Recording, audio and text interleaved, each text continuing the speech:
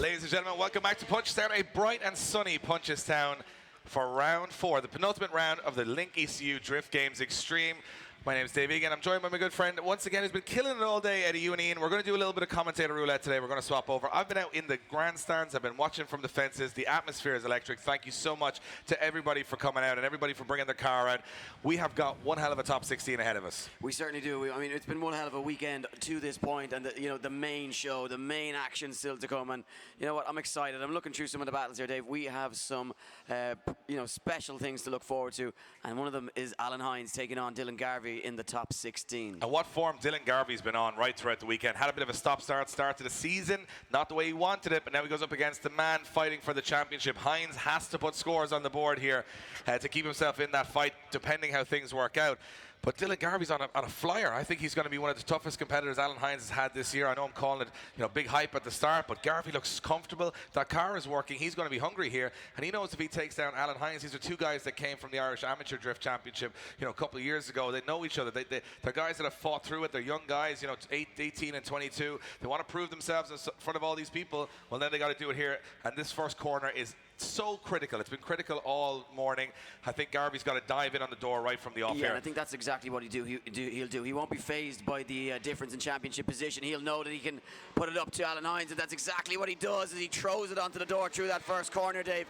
Real attack from Dylan Garvey as he tries to find something special. He knows that he can trust Alan Hines is going to be on a good line after qualifying first, and he needs to find that proximity. A little bit of a mistake, though, as he backs off. Now makes a shooting dive onto the door, but can he maintain that proximity? Incredible stuff as Garvey now dives in up onto the walls. Hines right out there to the walls. He's lost all his lights, bumpers, and look at Garvey's dive, almost making contact on the transition as he now pins it back to the door of the Pro Drift Academy car. Nice chase run from Dylan Garvey as they take it across the line. Punchestown, make some noise for these two young cats out on track, showing what they're made of.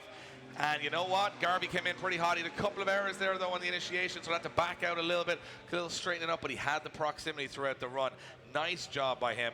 And Garvey definitely not afraid to throw down with the big boys here today.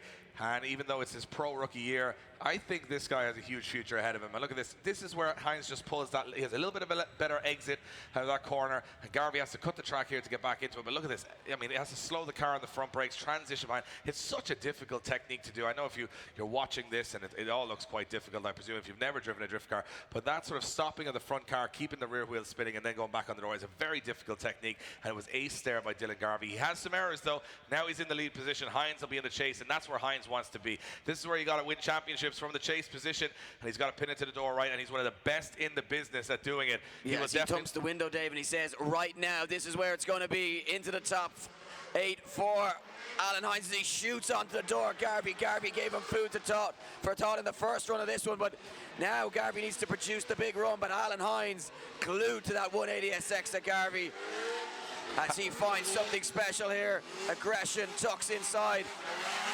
And Garvey chasing it up onto the wall as he tries to find that little bit of pace to pull a gap on Hines, but Hines just chomping at the bit here, not going to be shaken, throws it onto the door as they come through the final bend, and big back up the hill and across the line goes Hines and Garvey.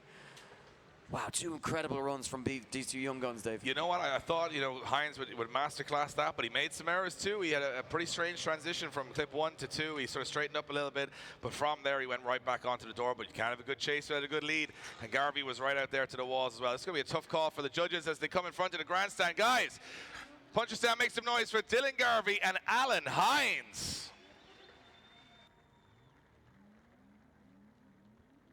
So, top 16. Let's see who's going to the top 8. Swipe left for Garvey, right for Hines. Who's going to go through? It's going to be Alan Hines getting the win and going through to our top 8. His championship still very much alive. I'm going to shoot back over to the judges to hear their thoughts. Yeah, great lead lines by both drivers. Alan with a very slightly better lead line over the 2 runs, but it really all comes down to the chase. Dylan has very good proximity in places, but he has to cut the qualifying line, and he's surging up a little bit to maintain that proximity. Alan, on the other hand, has a fantastic chase, no real errors in the chase run, and able to maintain that proximity without massive surging or cutting from the qualifying line. So just a cleaner chase with better proximity overall. So Alan gets the win. So there you have it from the judges. We go to our next battle. Well, here's an interesting one. Paul Conlon, 42 years of age. Luke Barker, 20 years of age. Goes to show age versus an experience versus the youth and the exuberance. And Barker, who didn't get the exact result he wanted in the Nationals, where he finished second yesterday in that championship, now he's on a wild card entry here, and he would love to take down the veteran Paul Conlon. Two cars that are going to produce an incredible amount of angle and smoke throughout the track. This one is going to be fireworks from the off as Conlon comes through the gears with Barker right behind him. Into that first corner they go. Barker diving in expertly onto the rear quarter, just leave that little bit of room for the transition, and a good job early transition. Barker running the wheel on the inside as Conlon now takes it not quite out to the walls. A little bit of a shallow line from Paul Conlon, making Luke Barker stall up a little bit in the chase position as they transition back now. Barker can play with him a little bit here in the slow areas, get nice and close to Conlon's door as they come out of that.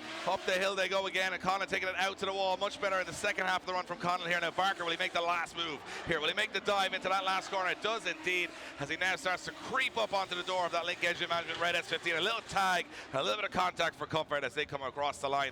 Very aggressive driving.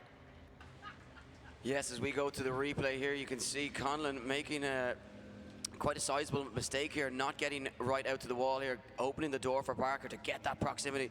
And Barker doesn't need to be asked twice. He doesn't care that he's coming up against an OG. He is, as far as he's concerned, one of the stars of the sport, and just sticks it to the side of that S15 the entire way around the circuit. And he's given Paul Conlon something to think about here going into the second half of this one. Well, Conlon's going to have to bring the fight here because Barker certainly did, especially at the end here, just that little tag. Now, Conlon's not on a great line towards the end of the run. He's sort of on the middle of the track. So judges will be watching that lead line from Conlon not being perfect. If Barker could come out here and pull a very, very spectacular lead line, he's going to give Conlon every opportunity. I think this is one is going to come down to this second run. I think that's where it's going to be decided. Conlon gives a thumbs up to the cameras. He's ready to rock and roll. Barker gives a thumbs up. Our start line marshal, Keane Droney, drops the hand and lets these boys go as Luke Barker comes off the line with Conlon in chase. Conlon leaving a big gap though and diving very, very late here, and it might have been a good idea as he then starts to bring that fight through the transition, but Barker's got a lot of pace in that 350, and Conlon is in the wall. Conlon almost into the wall. Lost a little bit of grip there. Maybe the Tyres overheating on the second run, and now he's making some desperate dives here. Conlon getting caught a little in the smoke. He's in the wrong place on the track right now, losing a lot of ground and sitting in Luke Barker's smoke. And Conlon trying to cut the track here to stay in the fight, but Barker looks like he takes a big advantage here. Conlon almost making contact there, and that's almost off the track again from Conlon. 2 wheels off there. A multitude of errors from Conlon in the chase position. I think this one might be the lucky break that Luke Barker has been looking for all weekend, and it looked like Conlon, even though he's got all the experience, made some rookie errors there in the chase. Yes, absolutely, some rookie errors made by Conlon. Something we haven't spoken about in quite some time, Dave, is the streak. Well, Luke Barker, the only man on the grid with a chance of taking it, and it looks as though he could be going into the Great 8. Could we see a wildcard entry take down the streak? Well, there's a lot of driving left to be done before we can talk about something like that, but absolutely, and now we got the two boys ready for their decisions as they go to slide him left for Barker, right for Conlon. Here we go. Who's going through to the top 8? It's Luke Barker getting the win and the call and going through to the top 8. We shoot back to our judges. Guys, talk us through it. A lot of mistakes from Conlon there in the chase. Yeah, I'm afraid so. Jesus, Paul really just fell apart kind of from the entry there in the chase position. He had no real proximity, and then he started to get lost in the smoke. So it was a big advantage for Luke there over both runs.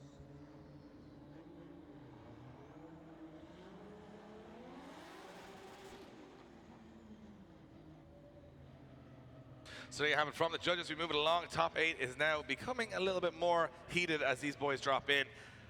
And who's up next? We have Dwayne McKeever and Kevin Quinn. Well, these are two guys that traveled Europe side by side. Two guys that have been in accidents in practice in Europe all year. They've represented Ireland at the highest level of competition. They're good friends, they're road buddies, and now they're going to go into a battle against each other here, which is going to be more than a top 16 battle, I can guarantee you that. Yeah, guarantee that this is one that you want to be taking your phones out and setting them to record, because explosive action is about to come as Keane Droney gives a thumbs up. Look at the eagerness from Kevin Quinn as he gets ready to leave the line. Side by side as he comes hunting for it again. And Dwayne McKeever throws it in deep into that outer zone. Nice transition from Quinn as he jumps onto the door. McKeever's got a lot of pace in that car and using the very outer extremes of the course. Quinn's going to try and make a dive as they come down the hill, but Quinn gets right into the pocket and now stays with McKeever. He's not going to back out here, knocking over a cone on the inside clip, but look how fast McKeever's car is. It's very tough for Quinn And I can see McKeever using a little bit of an inside line there. And now Quinn just not getting the proximity he wants, not for a fear of trying, but he's just not got the pace to go right door to door with Dwayne McKeever as to come across the line. Valiant effort from Quinn, but McKeever's car is just so fast. Yeah, and the way he drives it is even faster. Quinn, look, he's going to know he was up against it there, trying everything. And it's when these drivers have to give 110% and go that little bit extra to what they're used to doing. And that's when the errors start to creep in and they make those little errors and those little adjustments, and just things just don't seem as smooth. But you know what, Dave? He gave it a really, really good go, and he's still in the fight here. Absolutely. I mean, there was no major mistakes from Quinn there throughout the run. I think cutting the first corner might have been a bad choice from Quinn. You know, the judges have said stay with the lead driver, you know, follow them in, rear bumper to front bumper. He tried to cut the corner, which in a normal track would work, but with that bump through the first corner, I think it threw Kevin Quinn off a little bit, had slowed him down a little bit too. So as we switch him around, well, definitely Dwayne McKeever. They had a little bit of a tip in practice in Germany a week ago, and there might be some revenge on the cards here as Dwayne McKeever now lines up in the chase position. These guys are not really in the fight for the championship, but they are in the fight for the trophy today. And look at this, McKeever right with Quinn on the initiation as he comes through that first section, and he is all over Kevin Quinn. Nice transition, McKeever, a foot away from the back of Quinn's cars. They now, oh, look at this, right onto the door goes McKeever, no backing down whatsoever. And watch the transition, nothing between these two guys, putting on an absolute show for 4,000 people here in Punchestown as he now right in front of the grandstand. You can barely see the track at this stage. These guys smoke the entire arena out. Quinn still in the lead, and McKeever still not more than 2 or 3 feet away, and he's going to push here across the line and seal the deal and seal a spot in the top 8 from where I'm looking. Incredible run from Dwayne McKeever, as nobody can see anything, not only in Punchestown but anywhere in Kildare at this stage. I don't know where you're looking from, Dave, because I know I can't see the track and I can't see the monitor in front of us, such as the smoke that was created by these two guys. But what about that in synchronicity the entire way around the circuit? We may not actually have any more battles today because I think the entire arena has just disappeared. It's gone. Incredible stuff from these two guys. As the smoke clears, they're out of the cars. Guys, what an entertaining battle. Give it up for Quinn and McKeever. Incredible stuff. The fans love it. We love it. But who's going through to the top 8? Will it be Quinn? Will it be McKeever? It's going to be Dwayne McKeever going through to the top 8, business as usual. And Kevin Quinn, well, he gave it all, guys, but not enough on that occasion. No, unfortunately not. It really all does come down to the chase run there. Absolutely insane chase run by Dwayne, glued to Kevin's door the whole way throughout. But unfortunately, something that Kevin wasn't able to mimic on his chase run. Just all came down to the proximity and Dwayne able to take the win over the run. Well, there you have it. I'm joined once again by Commentary Roulette, which is Ian Waddington has jumped back in. Ian, incredible battle there between two good friends. Ridiculous. You know, yeah, and then just ridiculous. Well, here's an interesting one. Here's a revenge battle. Chris Doyle, Ryan Caldwell. These guys have fought it out already this year, with Caldwell having a 100% record on Doyle, and Doyle now has not as much horsepower as Caldwell either. So it's a big task from the man from Kildare. But Ryan Caldwell, you know, talk about this powerhouse that he is. I mean, he's so confident, got the car, got the speed. He is one of the guys that is looking like a favorite to take this event. So it'd be a huge upset if Chris Doyle was to shake that down. But with the bumps out there and lots of different things, you know, tires debeating and everything that can happen, mechanical failures, anything can happen over the next 2 runs. It sure can, and for me, Chris Doyle's been getting hungry, more and more hungry every single lap of this track. He's been performing. The off the line it will be Caldwell to lead out Doyle. This is for the championship as well. Championship points this one as Doyle makes a big dive up onto the inside on the back end of that S15 of Ryan Caldwell now. Not a lot in it as Ryan Caldwell finds that outside line, and Chris Doyle now makes a dive onto the side but breaks too much, slows that car down ever so much, and now has to work his way back into the groove and find the side of Ryan Caldwell's S15 as Caldwell puts the hammer down and starts to drive away from that underpowered 180. And oh, Chris Doyle finds wheels on the inside of the track and sacrifices the track and the line to gain proximity, but it's too late right now as Caldwell drives across the line and leaves him waiting. A little too much too late. A little bit too much too late there, Dave, yeah. And look, I mean, he was trying everything to stay in the fight, but the big thing here was, I think, the speed of Caldwell was just tough to catch. I mean, you know, Doyle was diving in, but when you dive in sort of late, you cut the corner very sharp for yourself, meaning you almost have to stop and then go again. And if you don't have a huge amount of power, you lose that momentum. So I think in that particular occasion, Caldwell's lead run was phenomenal. I mean, he didn't do anything wrong there whatsoever. Business as usual. And I think when you come back to having a look at it from the start again, look at the pace difference just even running up the first straight. Yeah, I think for me as well, I think that the worst thing for Chris Doyle was when he dropped wheels on the inside of the circuit, because he kind of got lost online and didn't know where he was and he panicked. He made a dive that he couldn't pull off.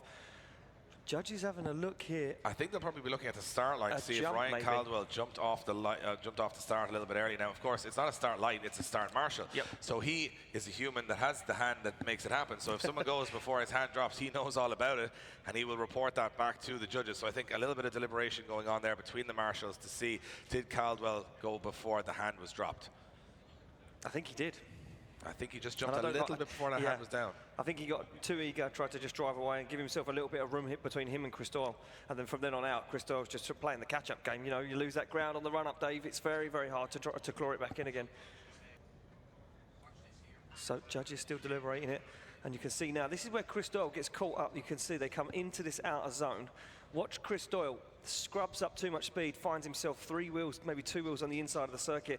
That's going to have marked him down massively. He makes a dive onto the side of Ryan Caldwell, but once again, finds himself in a situation where he's cutting the track and sacrificing angle to gain proximity. They're back on the line and ready to go, and it will now be Chris Doyle to lead and Ryan Caldwell to give chase. Well, we don't know what happened, Ian, so we're going to have to assume that there's mistakes from Chris Doyle, maybe a jump at the start from Caldwell. It'll probably really rest there on the second run, and I suppose the abacus will start going left and right at the end for the judges. But right now, we got some action to watch as these boys take a little look at that start line marshal and head off the start line. And Ryan Caldwell now definitely not giving an inch on the run in here as Caldwell dives in onto the door, and Caldwell through the ball. Contact between both drivers, and Caldwell goes 3 wheels off the track, and I'm not sure what happened there, but Doyle got a thump through the first corner, and I'm not sure if Caldwell just understeered a little bit. Now some contact again between both drivers as Chris Doyle shuts it down, and very confusing scenes on track right now. We're not sure exactly what happened there at all. No, I kind of missed a little bit of that because I was watching it over the edge of the tower, and I missed the contact. But now as Ryan Caldwell comes past us, you can see the headlights in that car absolutely knocked out of place. And just going to have a look. Oh, it looks to me like Ryan Caldwell shallowed up, trying to gain that little dive onto the door, grabbed a little bit of understeer, and nudged Chris Doyle. Sorry. So I wonder, was the contact enough to cause some issues on Chris Doyle's car? I'm not sure exactly what happened there. So yeah, it's going to be an interesting one. Our judges having a quick look at that again on the replay to see what happened. Guys, while you're there in the grandstand, give it up for Ryan Caldwell and Chris Doyle. Well, you can see by both cars, they're out there trying their best anyway. There's not many straight panels left on any of these cars. It's around 4, you'd expect that. Yeah. These guys have been battling hard since the start of the year. And we will remove some bumpers, and the old memorabilia kit, of course, which always ends up. The amount of bumpers that get left in the middle of this track at the end of a weekend is incredible. We were just seeing Rob out there on the track removing the bumper. He's now starting his own fiberglass company. Yeah. Doesn't do anything with fiberglass. He just takes all the bumpers and sort of cabletize them up and sells them very, very cheap. So if you're hanging around at the end of the event, he's going to sell you a bumper for €10. It's fine. Cheap, very cheap. Yeah, and then if the drivers ask, he never even saw them. Never saw those. Gone, mate. They're in the skip. Disposed of. Yeah, it was absolutely destroyed into 400 pieces. Never came back. So let's see which way the judges get some information. Let's see which way it goes. Chris Doyle, Ryan Caldwell. We don't know which way it's going to go. It is going to go to Ryan Caldwell. Ryan Caldwell gets the win and goes through. We're going to have to throw it back to you guys. You had a lot of information and discussion there. We weren't sure what happened. Let us know. Yeah, well, I suppose looking at the first run there, Ryan is a good lead run. Chris drops 2 wheels coming out towards clip 8. So big error there. So he's on Ryan takes a good advantage the first run. The second run, Ryan shuts down, Chris shuts down, so it's a 10-0, but we kind of had to look back at the first corner where there was contact to see if the reason Chris shut down was because of the contact, and we had a look, and yes, there was contact, but whereas we can put a bit of blame on the chase car and not, knock points off for it. It didn't push anybody off, no 0 was scored there. But Chris shut down further around the lap, which is now a 0 scored. The only thing we needed to know is whether or not the contact was the reason for Chris shutting down, but actually something to do with the steering he has an issue with, so that's why he actually stopped drifting. It wasn't to do with the contact. So there we go. Ryan Caldwell getting the win, advancing through to the Great 8, and we keep the action moving. On the line now is Jack Shanahan, who will be taking on Mr. Serious himself, Peter Nielsen, and Dave Egan's gone off to the exhibition centre to present some trophies, and I'm joined back in the tower by Eddie Power. He's had a little break, a little bit of cake. Yes. I went and got you a little bit of cake. Bit of I'm chocolate good biscuit to cake. you, and You are so good to me. I don't think there's anybody as good to me as there's you. no cake for you. There's no cake for anybody else. Just Eddie Power, because he's been pulling out all the stops this weekend. It was a big piece of cake, Big piece of cake, yeah. We are ready to go on the start line, though. Jack Shanahan taking on Pete Nielsen. These two guys have seen battles so many times, and I think it swings in the favour of Jack, as you would expect, but Pete Nielsen will put it up to him as they come into that first corner, firing it in nice and hard. Jack, though, with a lot of pace in that GT86, and Pete Nielsen right now with no answer for it as he cuts the circuit to try and find some proximity. But he loses ground once again now, looks to make the big dive. Oh, and a big mistake. A big mistake from Mr. Serious right there as he tries to throw it on the side of that GT86. Straightens himself up, has to try and work himself back into it now as Jack Shanahan puts the hammer down, starts to drive away, and Peter Nielsen, no answer for your current points leader as he takes it across the line. And Peter Nielsen been sitting in that car now thinking, what am I going to do in the lead position with Shanahan breathing down my neck? You know what, Jack Shanahan making it look very, very easy, as you would expect. Once again, looking like a real contender to take it all the way to the final here and gain as many points as possible at this penultimate round to take with him into the final round. Pete, as you say, is probably going to be a little bit worried going into the second half of this one. He's going to have to perform exceptionally well to try and pull a gap on Jack Shanahan right now. He certainly is, and look, I'm going to put it out there. I don't think he's got it. I don't think the pace is there.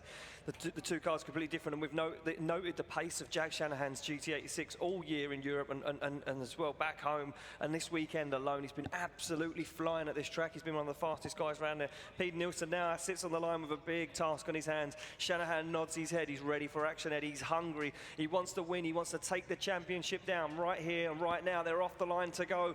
It's Nielsen to lead in Shanahan, and look at Shanahan on the back bumper. Big early initiation from Jack Shanahan as he fires up onto the side of Peter Nielsen. Almost contact as Shanahan narrowly avoids the back end of Nielsen's 180SX. He now reasserts himself back up onto the side and almost makes contact again. Shanahan playing with fire right now as Nielsen stays cool, calm and collected and sticks to that qualifying line. Jack Shanahan, like a cat with a mouse, just playing, just toying with Mr. Serious as they transition into the final turn. Shanahan looks for the side of those clear doors and pushes and says, hey buddy, I'm still here, and across the line they go.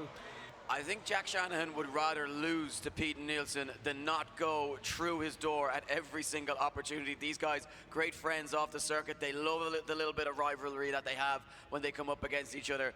You know, Pete being the underdog with that underpowered car, but he always gets his little jibe in, but I don't think on this occasion he's done enough. Shanahan, so close to disaster on numerous points throughout that run, but just performs to exception. The results are in. Is it going to be Nielsen or is it going to be Jack Shanahan? They're out of the cars. Kieran Hines, Kevin and Dan, they are unanimous. It is Jack Shanahan moving into the Grade 8. Give it up for Jack and Pete. We go back to the judges. Pretty clear cut over the two runs. Jack getting the call.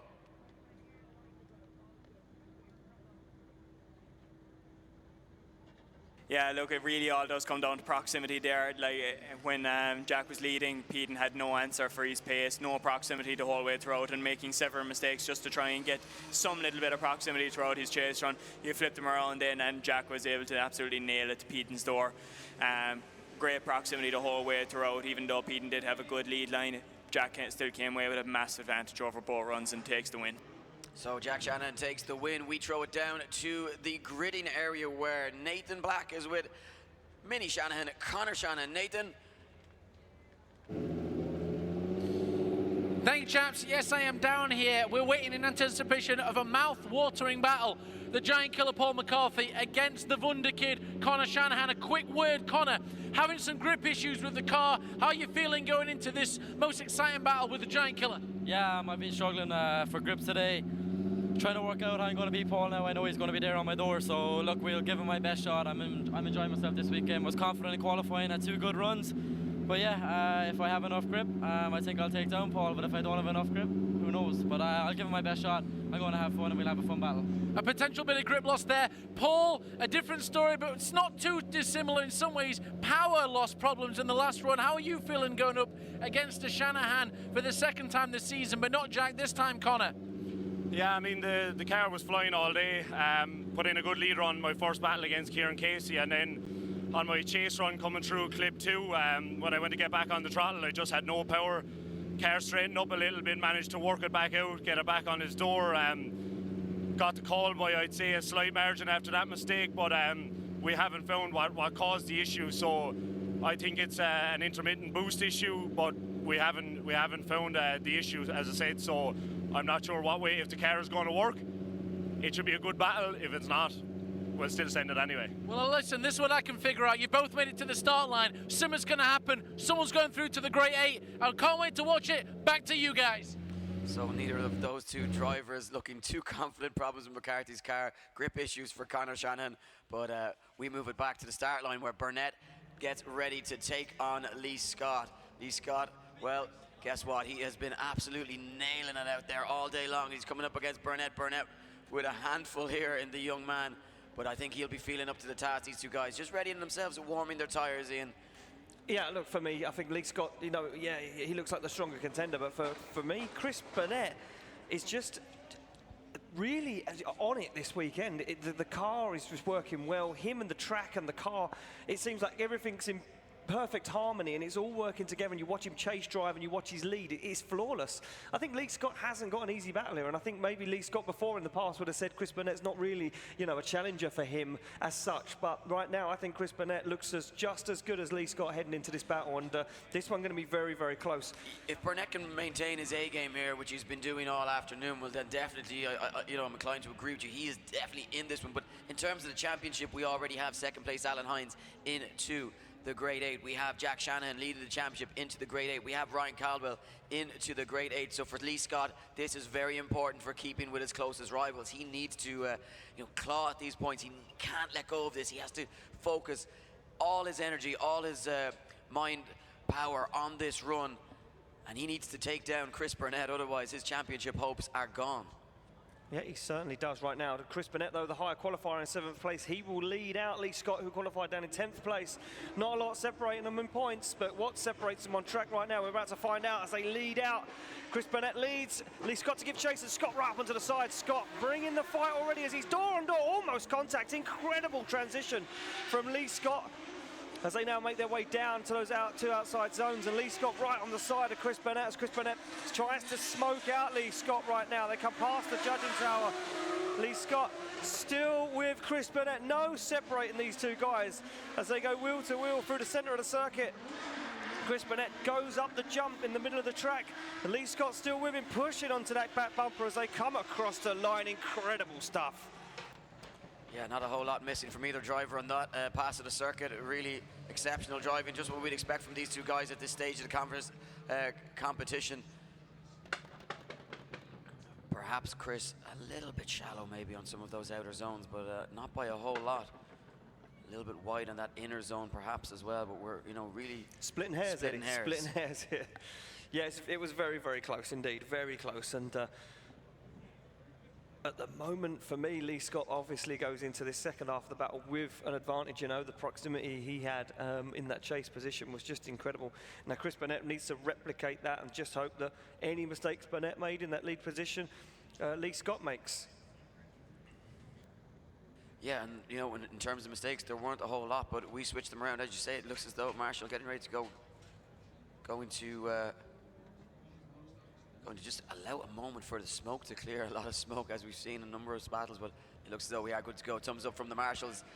They give the go. Lee Scott to lead in. Chris Burnett this time around. Can Scott replicate the strong lead run that Burnett put in? And Burnett right there on the rear quarter as they come through that first corner, and it's shaping up to be another hard-fought battle as Lee Scott takes it right up the wall, but Burnett gets caught.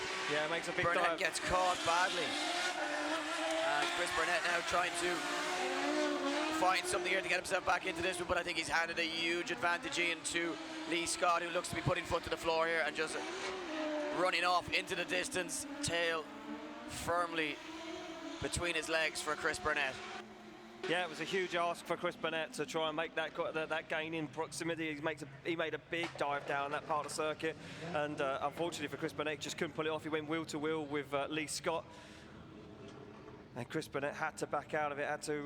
I think he didn't realise that Lee Scott would probably be slowing ever so slightly in that zone. You can see here, Lee Scott gets the jump on initiation. Burnett stays with him, a good transition through the middle of the circuit on that nice mid-line.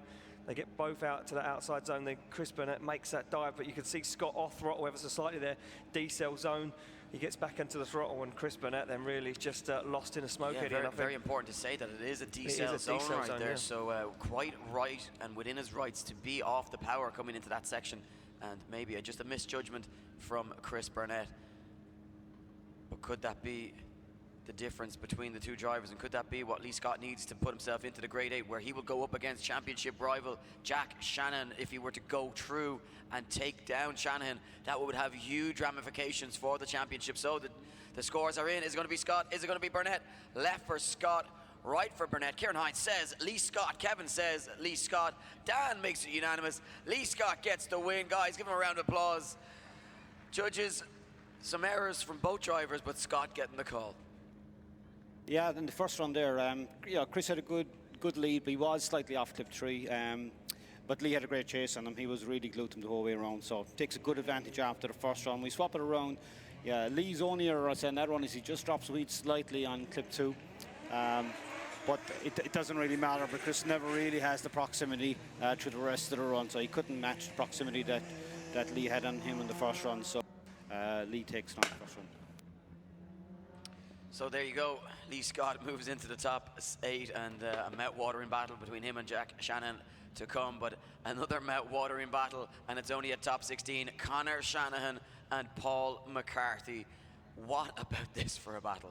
Yeah, well, look, Nathan was down there and he had a chat with these guys. Both guys not really feeling 100% Eddie. Power loss issues for McCarthy, grip issues with Shanahan. This one hangs in the balance. But you know what, Ian? These guys like to play down their chances. They do indeed, and Shanahan's very good at that.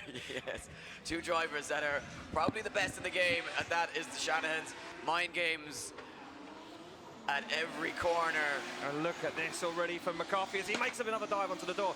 Good initiation from McCarthy. He made a big dive onto the side. He knows Shanahan's down on grip levels, and McCarthy playing right into that as he makes another huge dive as they come into this front trimming point in front of the judging tower. McCarthy wheels over the edge of the track, picks up that cone, but doesn't phase him, stays in it as he goes door to door with Shanahan. Almost gets himself caught. He makes a big dive for a swing, but he knocks himself out of the battle and punches himself square in the face, Eddie. I wonder how much the cone had to play with that. I know it looked aggressive. The cone did. I think you're right. You hit the nail on the head, Eddie. I know it looked aggressive, but did the cone maybe catch that front wheel and cause him to go into that spin? Look at this, though, from McCarthy. Straight away from initiation, absolutely all over the side. He has no business being that close to Connor Shanahan. This is where it all went wrong. Look, he drops a wheel on the inside, picks up that cone, and then it all goes wrong on this transition. They come flying around here, side by side. Big dive from McCarthy, and no, I don't know. You can see the front wheels locked up. You know what? I don't think so. I think he just shot forward too much. I think he had a slight straighten there as he came through the smoke cloud.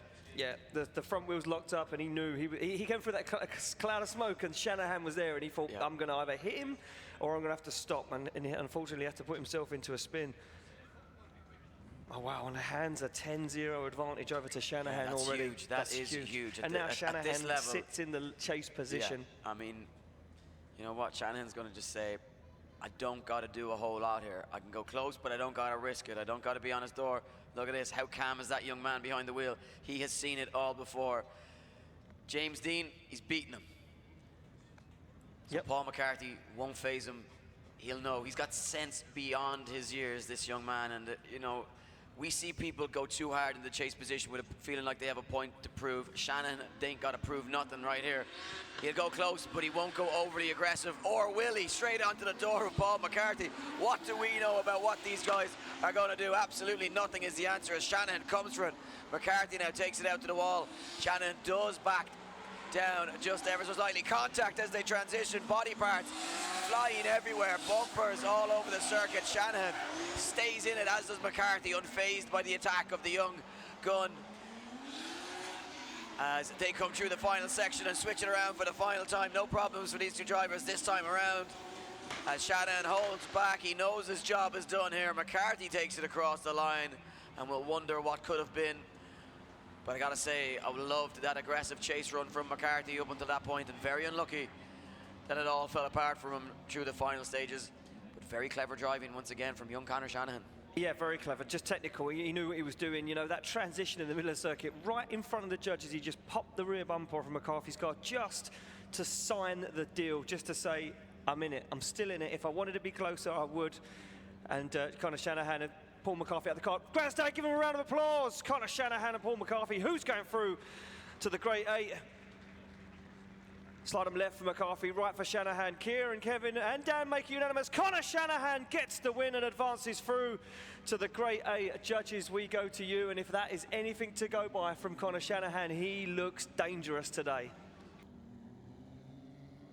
Yeah, look, it really all does come down to the first run there. Unfortunately, Paul just kept being way too over-ambitious on his transition. I think got lost in Conor's smoke a little bit and just had nowhere to go, slammed on the brakes and spun. Conor had a full 10-0 advantage going into his second run. He just played it nice and safe, maintained proximity where needed and held back where needed to, and just came away with a very slight advantage for his second run and took the battle overall. Thanks, Kevin. So our good friend Nathan, he's down in the paddock and he's with his very good friend Dwayne McKeeves. Sorry, nearly got stung by a wasp there. We are here with the Northern Smoke Machine, Dwayne McKeeves. Dwayne, how are you? Welcome back. It's been a long time since we got to do this. Have you missed me? And how are you feeling about today? You're going in to the Great Eight. Stop that. Come on now. Definitely haven't missed you, but definitely missing the competition here today. But Absolutely. You're like the only off-putting thing about this whole event. Hey, listen, let's try and be nice now, because I've got something that's going to cheer you up. On a serious note, you are back.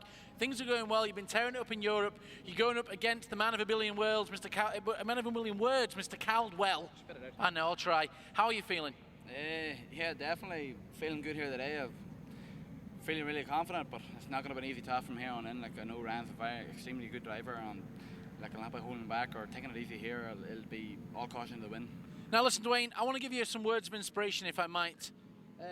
I know you're going to need everything that it takes here today to make it to the top. So I've got it pulled up a quote here on my phone. It's from a lady called Tina Turner, and she wrote, "You're simply the best, better than all the rest, better than anyone I've ever met." And she wrote that to inspire people that are going through hard times. And I want to use those words to inspire you here today to take home the championship, take home the win here. How do you feel, and do you feel inspired? Definitely I feel inspired, but I feel even more inspired if you sang that to me right now. Well, I don't think I can do that because we're out of time. So back to you guys from me and Dwayne. And there we go. I think we have time for a song. We definitely have time. We can do an after show of just that. Here we go. Next battle on the line, Eddie, will be Terence Fury to take on Jordan Boyce, the 17-year-old, a gun in that Ford Sierra, to take on that Nissan Skyline R32 of Fury. Fury's been coming out today swinging, Eddie, swinging those punches left, right, and centre, not messing around. I said it at the start of the day. I said it at the last round. Do not sleep on Terence Fury. We're starting to see why, but he's got a man on a real charge here this morning that he's got to come up against in Jordan Boyce, who has looked phenomenal, taking down his good friend Harry Kerr earlier on in battle. But you know what? We've seen some epic driving from these two. I'm excited to see them go head-to-head. I certainly am. Yeah, look, Jordan Boyce has been absolutely laying down all day. Terence Fury, though, looks like a strong contender today. And like I said, he's been coming out swinging, throwing those punches. He is the higher qualifier. So Fury will be leading out 22nd place qualifier against Boyce in 27th place. And I don't know what way this could go, because Boyce, well, like I say, he's been flying. But Terence Fury, he's been throwing some punches, and he looks across, gives the thumbs up to the camera. Both our drivers give the thumbs up. Our start line marshal, Kian, gives them the thumbs down to go, and they are off. And look at Boyce right up onto the side of Terence Fury already as he makes a big dive on initiation, but he's very wide, drops wheels over the edge of the circuit. He has to hold on to this now. Fury gets nice and deep into those outside zones as Jordan Boyce makes the dive up onto the door, and he's right with him, Eddie. Yeah, right there with him, and he's really just trying to force as many mistakes as possible. Fury, though, doing a good job just keeping his own. Hard on the foot brakes there, just to control that carbon contact as they come by the grandstand. Yeah, big Not contact. too clear with the smoke what exactly went on there, Ian. Maybe perhaps from your viewpoint you might have seen something that I couldn't catch. Yeah, I was being cheeky. I was looking at the side of the gazebo up here on top of the van, and I think Jordan Boyce made a big dive up onto the door of Terence Fury and just got himself caught up. I think Fury, I'm not sure like if Fury was braking or not in that area. We're going to take a quick look back now at the replay. Unfortunately, you guys in attendance can't even see the big screen. It's that smoked out. Look at this, nice dive from Jordan Boyce. He's got very good proximity. Terence Fury on a nice line. This is where it all goes wrong for Jordan Boyce, though.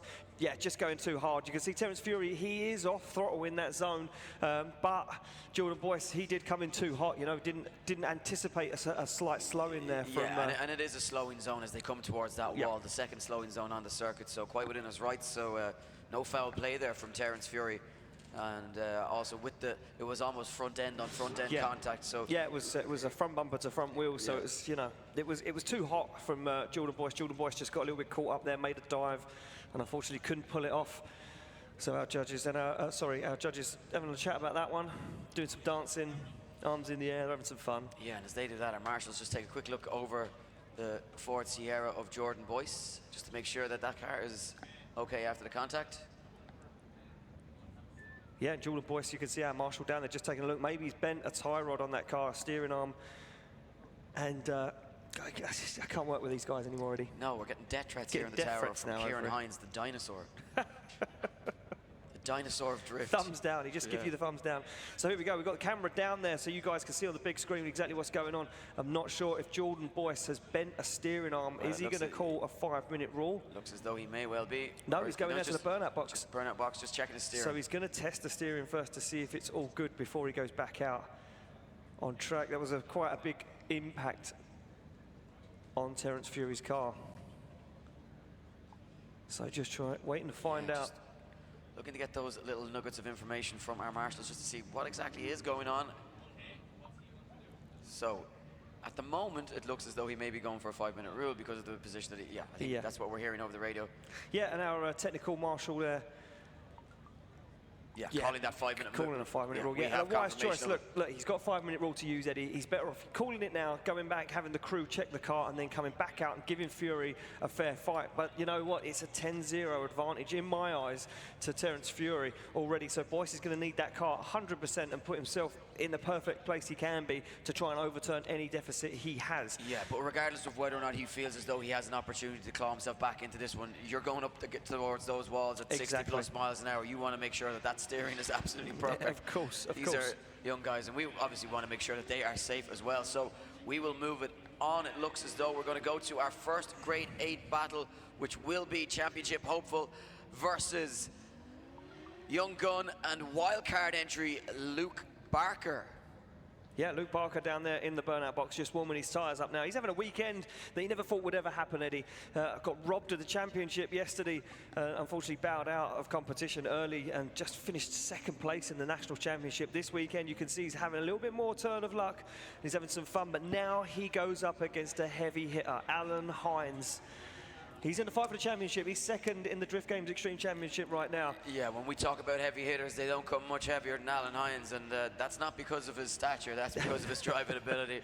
Well, I'll tell you something right now. Jack Shanahan will be in the pits with the live stream running because he'll want to know if Barker takes Alan Hines out now and Shanahan takes it to the final, that's even more points in the bag for Shanahan as we head to the final round at Japfest in 4 weeks' time at Mondello Park. That means that decision at the end of the year for Shanahan is even easier again. It makes that run to the championship even easier. So right now, a lot of the championship... Let's not forget Shanahan's got to go through Scott, though, but we'll come to that later on. We're just going through scenarios, but they are on the line, ready to go. Hines to lead in Barker. Here we go, a spot in the final four for one of these guys. Hines right out to the wall with the rear bumper of the 14. Barker now looks to find the proximity, and he's coming forward in the Tarmac Sports 350Z. Hines, though, on that deep line into that outer zone, tucks up onto the wall as they come down now into the teardrop. A nice dive from Barker as he tries to force Alan Hines into an error, but Hines just equal to every single punch that's thrown at him as Barker straightens, comes a little bit shallow now. Not equal to the line that Hines has laid down, just can't find the right stuff to get within punching distance. Hines crossed the line, and good separation as they cross over that finished section of the circuit. Well, that was just pure disrespectful for Alan Hines. What an incredible lead. How dare he go out there and do that? Watch this from Alan Hines. Incredible stuff. Puts that car exactly where it needs to be. Wheel on the white line. Watch this from Alan Hines as he comes into this outside zone. Boom. Runs the wall. Says to Luke Barker, take a look at that. Wouldn't you just take a look at that? And then he carries on going, puts the hammer down and drives away. And Barker's sitting in that car thinking, what have I got to do to try and beat this guy? Because he has the pace. He has the pace. That means that when they switch this around, he's going to be on the door. Yes, and you know what? Alan is not just a good line driver, he's an exceptional chase driver as well. So he's going to be looking to chew on the rear quarter of that 350Z. He is pumping on that window. Alan Hines behind the wheel is always pumped and ready to go. Deadly. Never shying away from that camera. He embraces the challenge, embraces everything about this, and he's coming for it. He's coming for Parker. He's not going to let some young gun spoil the party for him, spoil the championship chase. He's going right to the final, and that's what his focus is on as he comes hunting for the door of the Tarmac Sports driver. Parker, though, on an absolute clinic of a line, brings it out to the wall, but he can't shake Alan Hines, who's all over him. And look at this from Alan Hines. He jumps back up onto the side again. Hines makes a huge jump onto the side of Marcus Kahn, goes wheel to wheel as he pushes him across the line. Incredible stuff from Alan Hines. Would you just look at that? Alan Hines, absolutely flawless, Eddie, flawless. You know what? They say consistency wins championships. Alan Hines has shown serious consistency. The only problem is, so is Jack Shanahan. So is Jack Shanahan, and you know the biggest problem? They sit opposite brackets in the same time now. The only place they can meet is in the final. Who's going to take it through to the final four? Slide them left for Barker, right for Alan Hines. Kieran, Kevin and Dan, they make it unanimous. Alan Hines gets the win. Grandstand show some appreciation. Judges, we go to you. That was an absolute masterclass. Absolutely amazing. There was a fight over who was going to explain it, but I've won. Alan had such impact there, like what a chase run. Luke followed Alan quite well up until clip 3 and just started to fall off then, and unfortunately could not regain the proximity.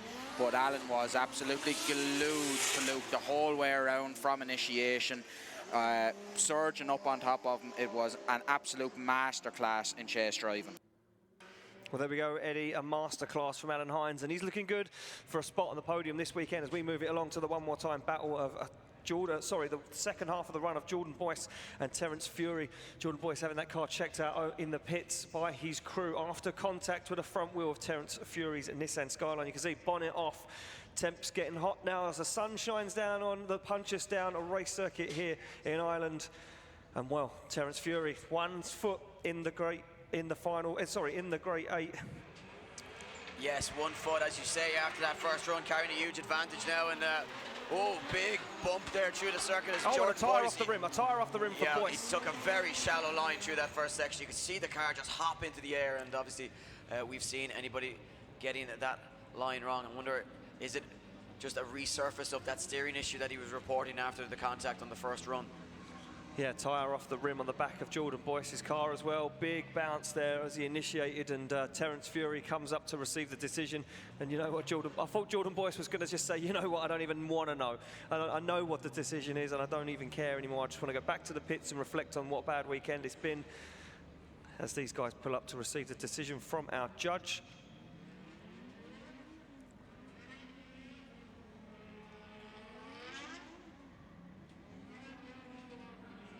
So score is in. Yeah, and it looks as though, you know, there won't be any surprises here for this one. Slide him left for Boyce, right for Fury. Kieran, Kevin and Dan all in favour of the winner. And moving on to the Grade 8, it is Terence Fury. Yeah, Grandstand, show some appreciation for Jordan Boyce and Terence Fury. Jordan Boyce absolutely having a mare this weekend, and it looks like he might not even be able to get that car off of the track. We may need recovery. Jordan Boyce's weekend just going from bad to worse right now.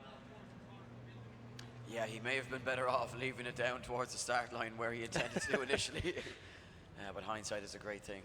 It certainly is, Eddie. It certainly is. We have one driver in the final four, Alan Hines. We have 3 more battles remaining to make up that final 4. And look at the drivers that are awaiting it. Dwayne McKeever, Ryan Caldwell, Jack Shanahan, Lee Scott, Connor Shanahan, and the man that we tipped at the start of the day, Terence Fury, still in the mix here in Punchestown at round 4 of the Drift Games Extreme Championship. Well, look at this. Like, we've got the paperwork in front of us. So you guys at home watching, you guys in attendance wondering, what's going on in the championship, Eddie? How is it panning out? Well, let me tell you. Alan Hines already got 1 foot. Well, he's in the final 4, so he's breathing down the neck of a podium this weekend. Up next will be Dwayne McKeever to take on Ryan Caldwell. If McKeever takes Caldwell out of the championship, he's robbing points away from 3rd place finisher in the championship. Jack is still in it, but he has to take on Lee Scott. Things are getting heated. The championship at this point right now could be blown apart before we head to the final in Modello Park. And we're going to have to come back to it because they are on the line, they are ready to go, they are warmed up, and they are gunning for it. McKeever won't care about the championship, he won't care about Caldwell. His eyes are firmly on the prize. Caldwell, though, is just throwing it all over Dwayne McKeever's door as he comes hunting for it. McKeever on the wide line as you'd expect, but he opens the door for Caldwell now, who's hunting for it. Can Caldwell finally find a win over a top-ranked driver on the grid in Ireland? Well, he's doing his damnedest, but McKeever throws big angle at it as he goes to the wall. McKeever doing what he does best, making it difficult for his opponents, not giving them an inch, not giving them any ground as they take it to the wall and cross the line. Grandstand, give it up for McKeever and give it up for Caldwell. Wow, incredible stuff there. We're taking a quick look back at the replay, and you can see here as McKeever puts down a perfect lead line. Caldwell, though, brings the fight, especially right at this point of the circuit. That front clipping point makes a big dive up onto the door.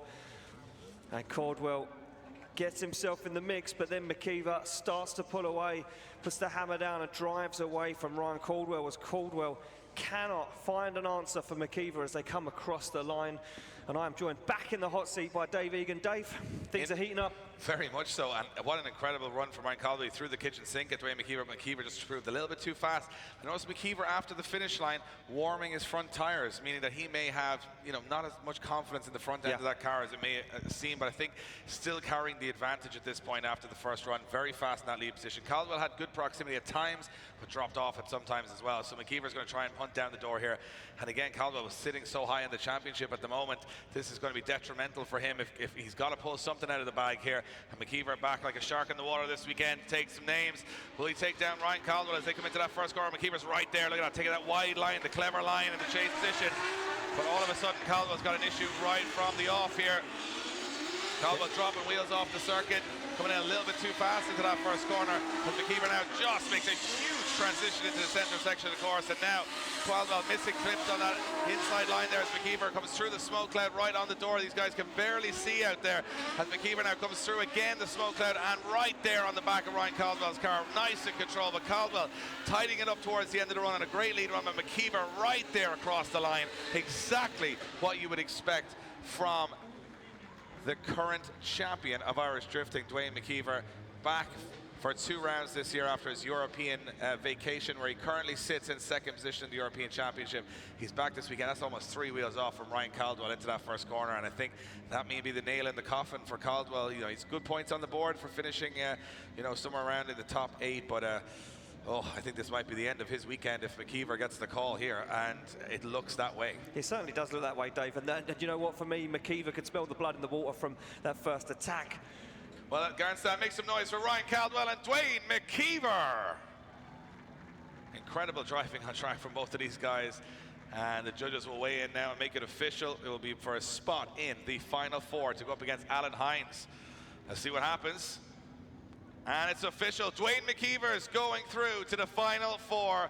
Caldwell bows out in top 8, and McKeever could take down the drivers in 3rd and 2nd in the championship today, which would really make things interesting. He could even take down the man that's winning the championship if he gets that far. Will McKeever come back to a glorious return here to Irish drifting after a phenomenal year in Europe? Well, it's a long way from there yet, and Alan Hines will have plenty to say about that in the final 4. I can guarantee you that. They will be dialing as much grip as possible into that Pro Drift Academy car to go against McKeever later on. But we move it on to a massive battle here in our top 8. Jack Shanahan and Lee Scott, 2 of the most talented drivers on the grid, both 20 and 19 years of age. Both have achieved incredible things. Both have had incredible years last year and this year, but they go head-to-head now for a spot in the final 4. Ian, this is what it's all about. This is what it's all about, Dave. As Shanahan sits on the line, championship hanging in the balance. He knows Alan Hines is in the final 4. He knows McKeever's now breathing down the neck of both those guys. They've just seen Caldwell ripped out of the points, and now Shanahan says, I cannot let this championship that I have held on to all season get taken down by Lee Scott. He is going to throw everything at it and the kitchen sink right now as they sit on the line ready to go. The track is clear of smoke. The start line marshals are ready to go, and as soon as we get the thumbs up, we are ready to release this battle. And who will take it through to the final 4? Will it be Shanahan? Will it be Scott?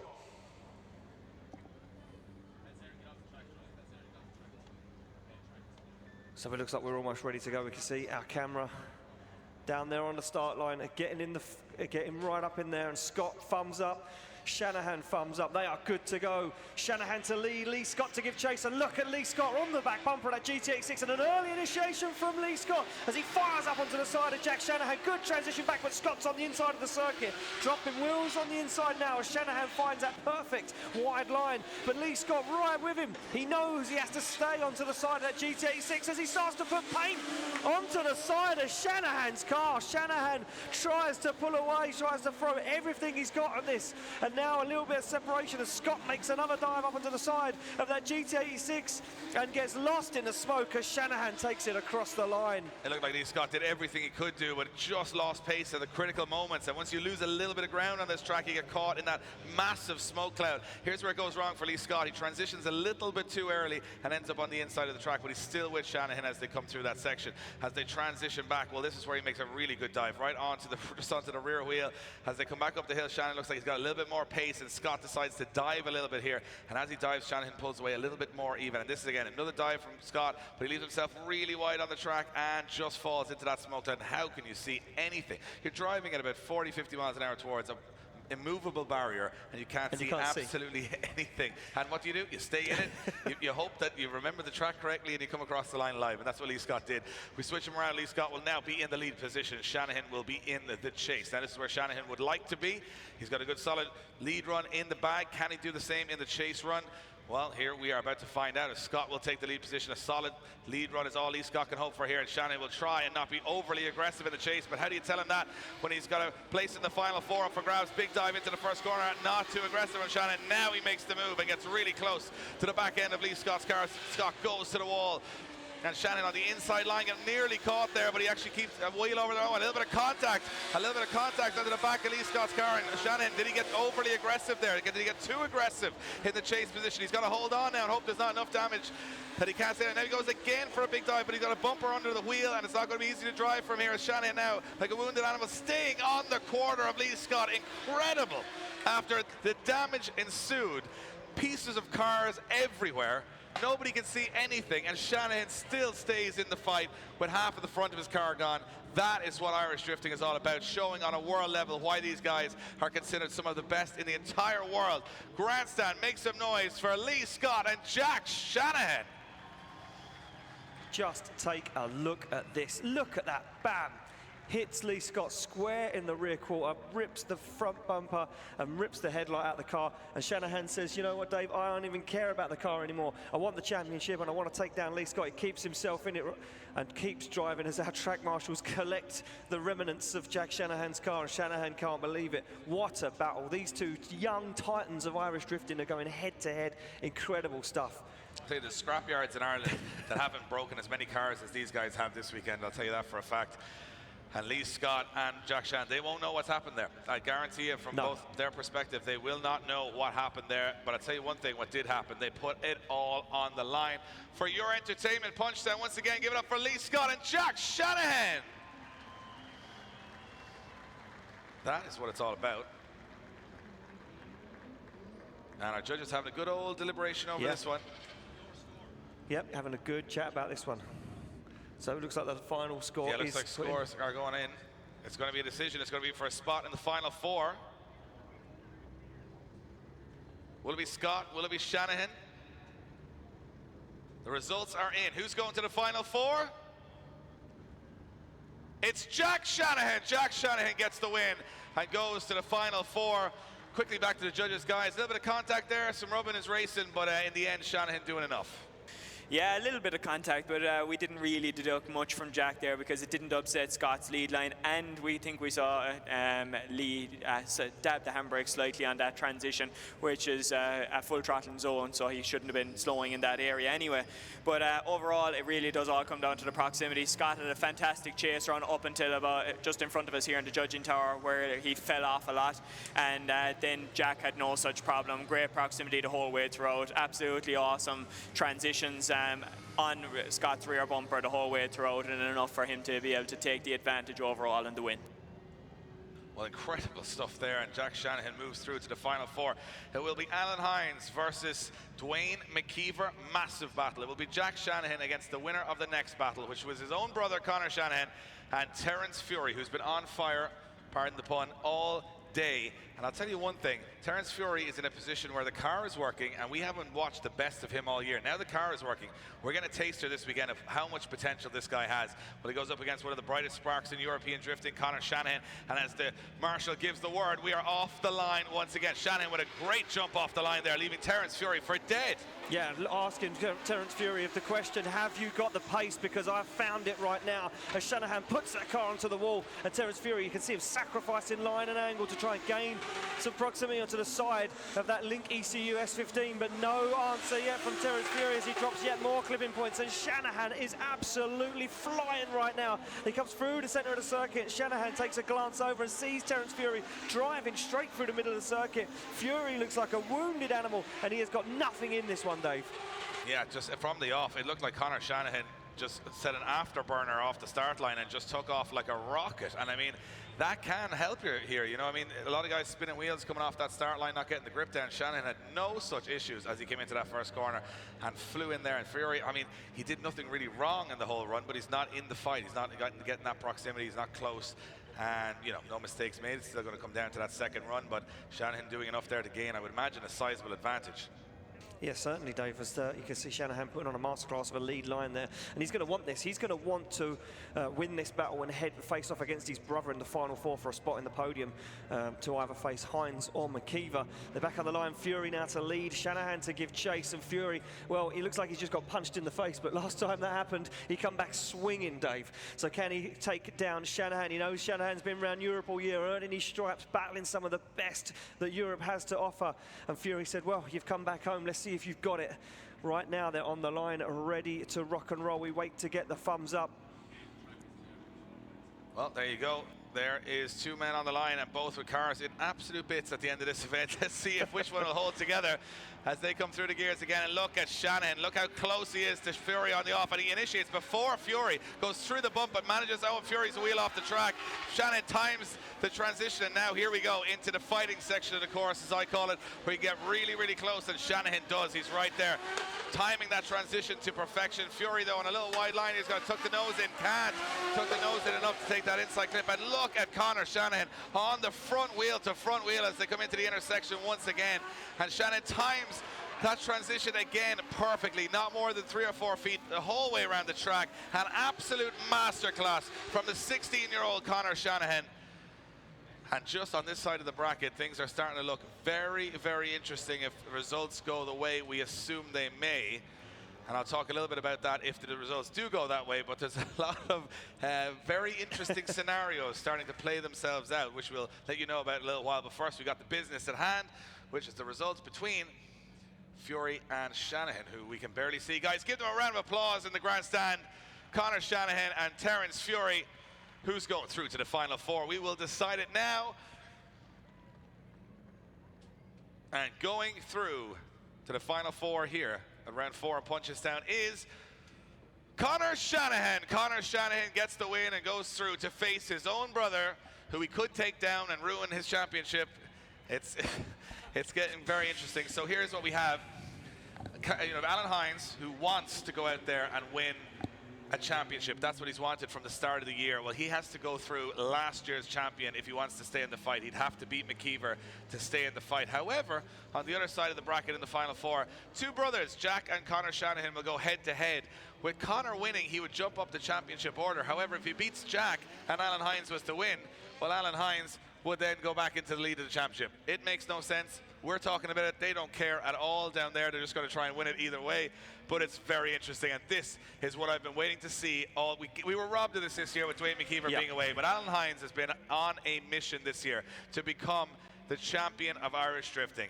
When last year's champion of Irish drifting, Dwayne McKeever, has returned this weekend, and he's looked unstoppable. So if Alan Hines really believes he can be that champion, if he really believes he can wear that badge of honor, that he is the best in the country in Ireland, he has to beat Dwayne McKeever. You know what? That's how you do it. You got to be the best, you got to beat the best, and he's up against the best right now and it's going to be a big task for Alan Hines. He's got a big task on his hand, a very, very big task on his hand, but he's been looking good. He qualified first, he's got the perfect lead line. He's been dangerous in that chase position. He's not scared to put that car on the line or on the door for the win, but we know McKeever's exactly the same. These two guys have exactly the same mindset. They're going out there for the kill, and all they want is the win.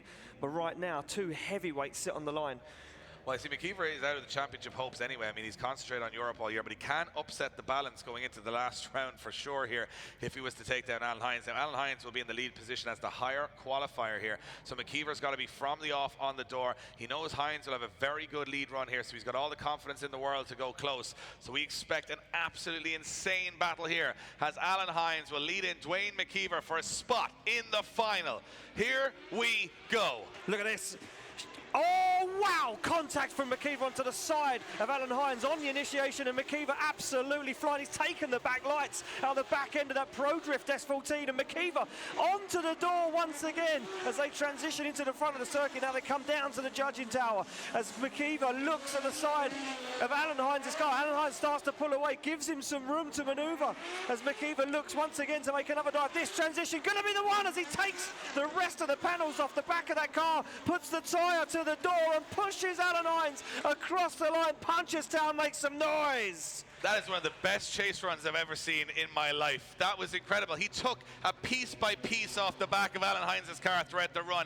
He took lights. That's the first transition. Takes the rear light out of Alan Hines' car and he says, right, well, I'll just leave you a little bit now, get a little bit comfortable on this run. I'll transition again, go back onto the door.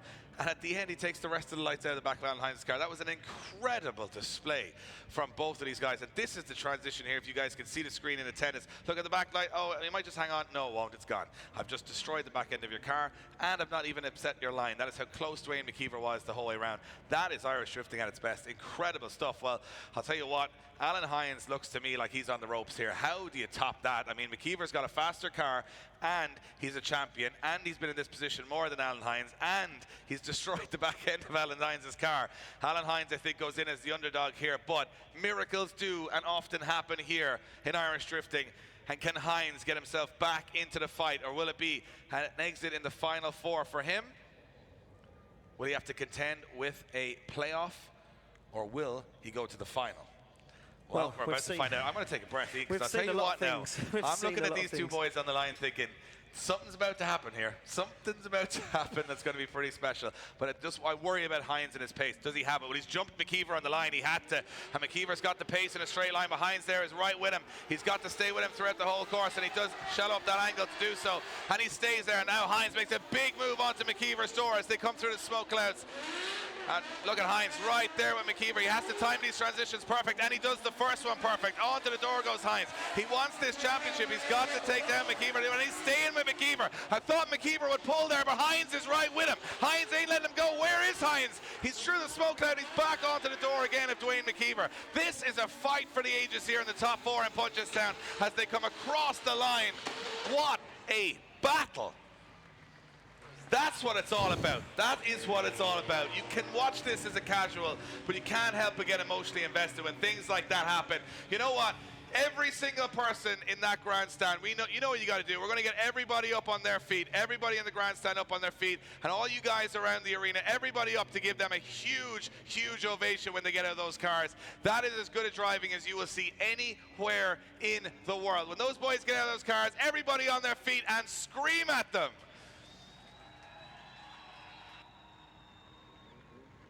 What? Wow. Bananas. That was just bananas. You just cannot even put into words how good that lead and chase were side by side. Look at that. As you can see, Alan Hines lost in the smoke, almost taking the back end, or what remains of the back end off of McKeever's car there as they go to the wall. And both guys, you know what, whoever goes through deservedly Absolutely, goes guys. Through. Everybody around in Punchestown, give them boys a big round of applause, putting everything on the line. Here we go. Who's going to the final? McKeever or Hines? It's going to be Dwayne McKeever. Dwayne McKeever is going to the final. Hines will go to the third and fourth place playoff. And I'll tell you what, he went down swinging. As I go back to the judges, that boy, there was nobody leaving anything back in that one. No, and two absolutely insane runs there. Both absolutely flawless lead runs. It all came down to the chase runs, which is what we like to see. And both had amazing proximity the whole way throughout. What it actually came down to was Alan's chasing angle. He just had to shallow up his angle to maintain that proximity, just because he didn't have as much pace as Dwayne. Fantastic proximity, but you can't be sacrificing your chase angle to maintain that proximity, something that Dwayne didn't have to do. It was the smallest of margins, but Dwayne had just enough of an advantage from that to be able to take the win overall. Well, there you have it. Now, I'm trying to think of what the score is now between Jack and Conor Shanahan in head-to-head battles. In my recollection, I think it's 2-1 to Jack Shanahan in my recollection. I think that's where it is at the moment. However, the last time they met, which was at the last round in Ireland, Conor Shanahan was the one who took the top spot. So everything to play for. You know what? I'll tell you one thing, there's no team orders here. That is for sure. There is a mum and a dad, a John and a Val sitting somewhere going, we're just going to walk over here for a while. We're going to just look into the fields for a couple of minutes, and we're not even going to watch this one, because Jack and Conor Shanahan, 19 and 16 years of age, both representing Ireland in the European Championships. Jack Shanahan is a UK champion, an Irish champion, and Conor Shanahan picking up a full athlete deal with Red Bull this year at 16 years of age. These boys are representing us all over the world and phenomenal ambassadors for Irish sport and for Irish drifting.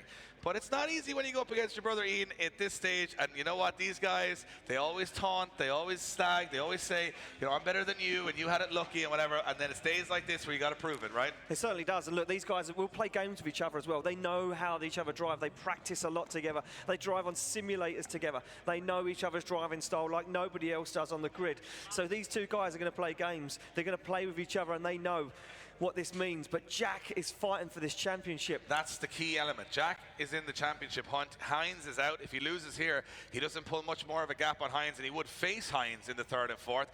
So that would be a big championship encounter. So he kind of needs to win this one if he wants to become a two-time Irish champion. However, Conor Shanahan wants to win every event he can, so he's not backing down here one bit. You can see the smiles already. They are happy to be in this battle. I'm not sure how these cars or how happy they'll be at the end of it, but we're ready to send Jack and Conor Shanahan into this circuit. It's going to be an incredible battle. Let's see what happens. Jack Shanahan to lead in Conor Shanahan through the gears and into that first corner. And look at Conor Shanahan, not an inch given. He's gone very shallow here to stay with Jack. And look at that through the first corner from Conor Shanahan. Look at the dive as they come through into the first of the wall runs. And Conor Shanahan, there's not an inch between these guys. Closer than I've seen anyone go through there all weekend. And as Conor Shanahan now tries to stay in the hunt, he does, as Jack Shanahan pulls a little bit of gap in that GT86. Conor Shanahan starts to dive through that smoke cloud. He's got to make a big move here into the last corner, onto the door, and he does. As they push towards the last corner, that's a perfect run, lead and chase from both of those boys. Incredible, incredible driving from Conor and Jack Shanahan. What you'd expect. Well, we got exactly what we wanted there. But look at Conor, look at this look in at the first wheel corner. to wheel. Look at that. They touch wheels. Touch the front wheels and they just stay in it. Incredible stuff there, as you said, Dave. Unbelievable. Conor Shanahan's chase was just absolutely flawless. Jack Shanahan, though, he stuck to that qualifying line. He did exactly what he did in qualifying. He put it down to 100%, a perfect line. That encouraged Conor Shanahan to get onto the door and gain that proximity and give a little rub here and there. And a nice dive through the smoke there from Conor sets him up perfectly onto the side of his brother's car as they go head-to-head across the line. Well, take nothing away. Conor will take the advantage, I would imagine, with the judges from that run. It mightn't be huge, but he will take the advantage. Great proximity the whole way around. And you got to look at Jack Shannon and you look at the front of his car and say, can he be too aggressive? Can he throw this away by getting too close to Conor? And you know he's going to go out there and try and absolutely destroy his younger brother and say, you know, you got a lot to learn here, buddy. You got a long way to go till you're as good as me. You can guarantee you this is what's going on when this draw came out. They're all thumbs all on the car. They're all smiles. But this one's personal and it's also relatable. Hold on a minute. Jack Shanahan's got his arms in the air. Oh, have we got an issue? I think we've got a... No, he's fine. No? He's just got his arms up in the air as if to say, where do I go from there? Well, he's going to have to answer that question right now, Dave, as they come off the line. Look at Conor Shanahan as he fires in Jack right onto the back bumper. Shanahan absolutely flying out front. Nice transition from Conor as Jack makes the dive up onto the side now. Big dive from Jack Shanahan as he almost makes contact with his brother's car. They come through in front of the judging tower now, and a little bit of separation opens up as Conor puts the hammer hammer down, but Jack pushes once again up to the side of his brother's car, and a big dive from Jack Shanahan up onto the side of Connor's car, and they go wheel to wheel and door to door across the line. That's as good as it gets, Ian. It's as good as it gets anywhere in the world. Jack and Connor Shanahan have just, you know what? Someone ring the police, because these boys just stole the show. Incredible driving from Jack and Connor Shanahan. And if we gave an ovation to Alan Hines and Dwayne McKeever, we're going to have to give an even bigger one to that, because that was not only a family affair, but it was also an international affair. Give it up for Connor and Jack Shanahan. Well, there was no love lost there, Ian. There was no love lost there. The aggression from Jack was incredible, but who's going to take it, Dave? One of these guys is going to the final to face Dwayne McKeever. Who will it be, Connor or Jack? It's going to be Jack Shanahan. Jack Shanahan gets the win and goes to the final, etches himself that little bit further in the championship, and he can do even more damage by meeting his old rival Dwayne McKeever in the final, which has been the story of Irish drifting probably for 6 years. McKeever and Jack Shanahan. And we're going to see it once again as Connor will go against Alan Hines, two of the guys who rose at the same time. It's a real generation game in the final and the third and fourth place playoff. Got to go back to the judges, though. Look, a lot of aggression from Jack. He was that bit closer, but you can take nothing away from both runs. Incredible driving. Yeah, Dave, it's actually quite a tight call, to be honest with you. It was absolutely fantastic driving from both Jack and Connor. But Jack was just that little bit smoother and that little bit closer, but an absolutely fantastic chase run from Connor. But Jack's was just that little bit tidier, so very, very little in it, but Jack taking the win. So we will see Dwayne McKeever versus Jack Shanahan, which we've seen probably 72 times now at this stage, I'd say, and not one of them ever disappoints. And we see Connor Shanahan against Alan Hines. And what I like about both of these battles is the generation game. Yeah. You've got the guys that are right now in the top 3 drivers from this country, let's say maybe Europe at the moment, probably definitely in the top 5 of European drivers at the moment. McKeever and Jack Shanahan, those guys go up against each other again. And McKeever, I'll let you in on a little secret. McKeever came back, he said, I'm coming back to Punchestown, I'm going to do Punchestown, I'm going to do Mondello, and I'm just coming back to mess up the championship. That's what he said to me about 3 or 4 days ago, and he said, I'm just going to come back, blow everybody away, and remind everybody that I am the champion, and I am the best from this country. Well, one man would argue with that, and that would be Jack Shanahan. And Jack Shanahan would have a big stake to claim there, because those guys have probably had the same success rate. They've probably had the same results if you go back to back over the years. So it's a big personal battle in the final. Then you look at the guys underneath, the guys coming through, the future of Irish drifting, and very much the present too, is Alan Hines and Connor Shanahan. These guys started their drifting career at the same time in the Irish Amateur Drift Championship, and they took a skyrocket and went straight to the top, straight away. Alan Hines wins the last round of the British Drift Championship. He's, more or less, in the fight for the championship in Ireland this year, and he's only 3 years competitively drifting. That's incredible. And you look at Connor Shanahan. He's competing in Europe. He's in top 8 in European drifting at 16 years of age. He beat the world champion at 15 years of age. This is the reality of Irish drifting right now. I mean, you're not talking that this is a small sport. This sport goes on in every country in the world. This is a hugely competitive sport across the world. And Connor Shanahan has done it all, and he's only, 16 years of age. Alan Hines wants to do it all. He wants to be on that level. And he needs to prove it against Connor Shanahan for me. He certainly does. Look, Connor Shanahan, Jack and McKeever have all been away in Europe, and everyone said, it's all right for those boys. They're going out there having some good fun. When they come back, we need to put it to them. And you know what? Alan Hines has said that. He put that statement out there and he said, you come back and we'll give you a fight just as good as what you've had in Europe. And Alan Hines right now is going to be sitting in that car, ready to take on Connor Shanahan. You almost said sit in that plane because the screen turned to watching a glider. If he's in the plane, we're in trouble. Yeah, because if anyone's in a plane, in that plane particularly, I mean, there's a glider taking off, as you guys have been watching in the attendance all day. And you kind of think when you watch a glider going, doesn't seem like a fun idea to go up in a plane with no engine whatsoever. Towed. I mean, I've been towed on the motorway and you feel a little bit out of control. Never mind being towed up into the air, and then said, see you later, and the plane lands, and you just stay up there for like an hour and a half. That's the reality of it. So I don't know who's the bigger daredevil, the guys on the track or the guys in the sky, but either way, it's a very entertaining day here in Punchestown. The sun has come out for the end of the day. It's a fitting end. It's been an amazing event between all the cars on show, the best of the Irish Drift Championship guys from last year, now shining in the Extreme Championship, shining in the Nationals. There was so much competition yesterday, so much competition today. And what I love about it, Ian, is that we're not done yet. We're going to Mondello in 4 weeks, and I'm putting my reputation on the line here, Ian, and saying it will be the biggest drift event that Europe has ever seen in its history.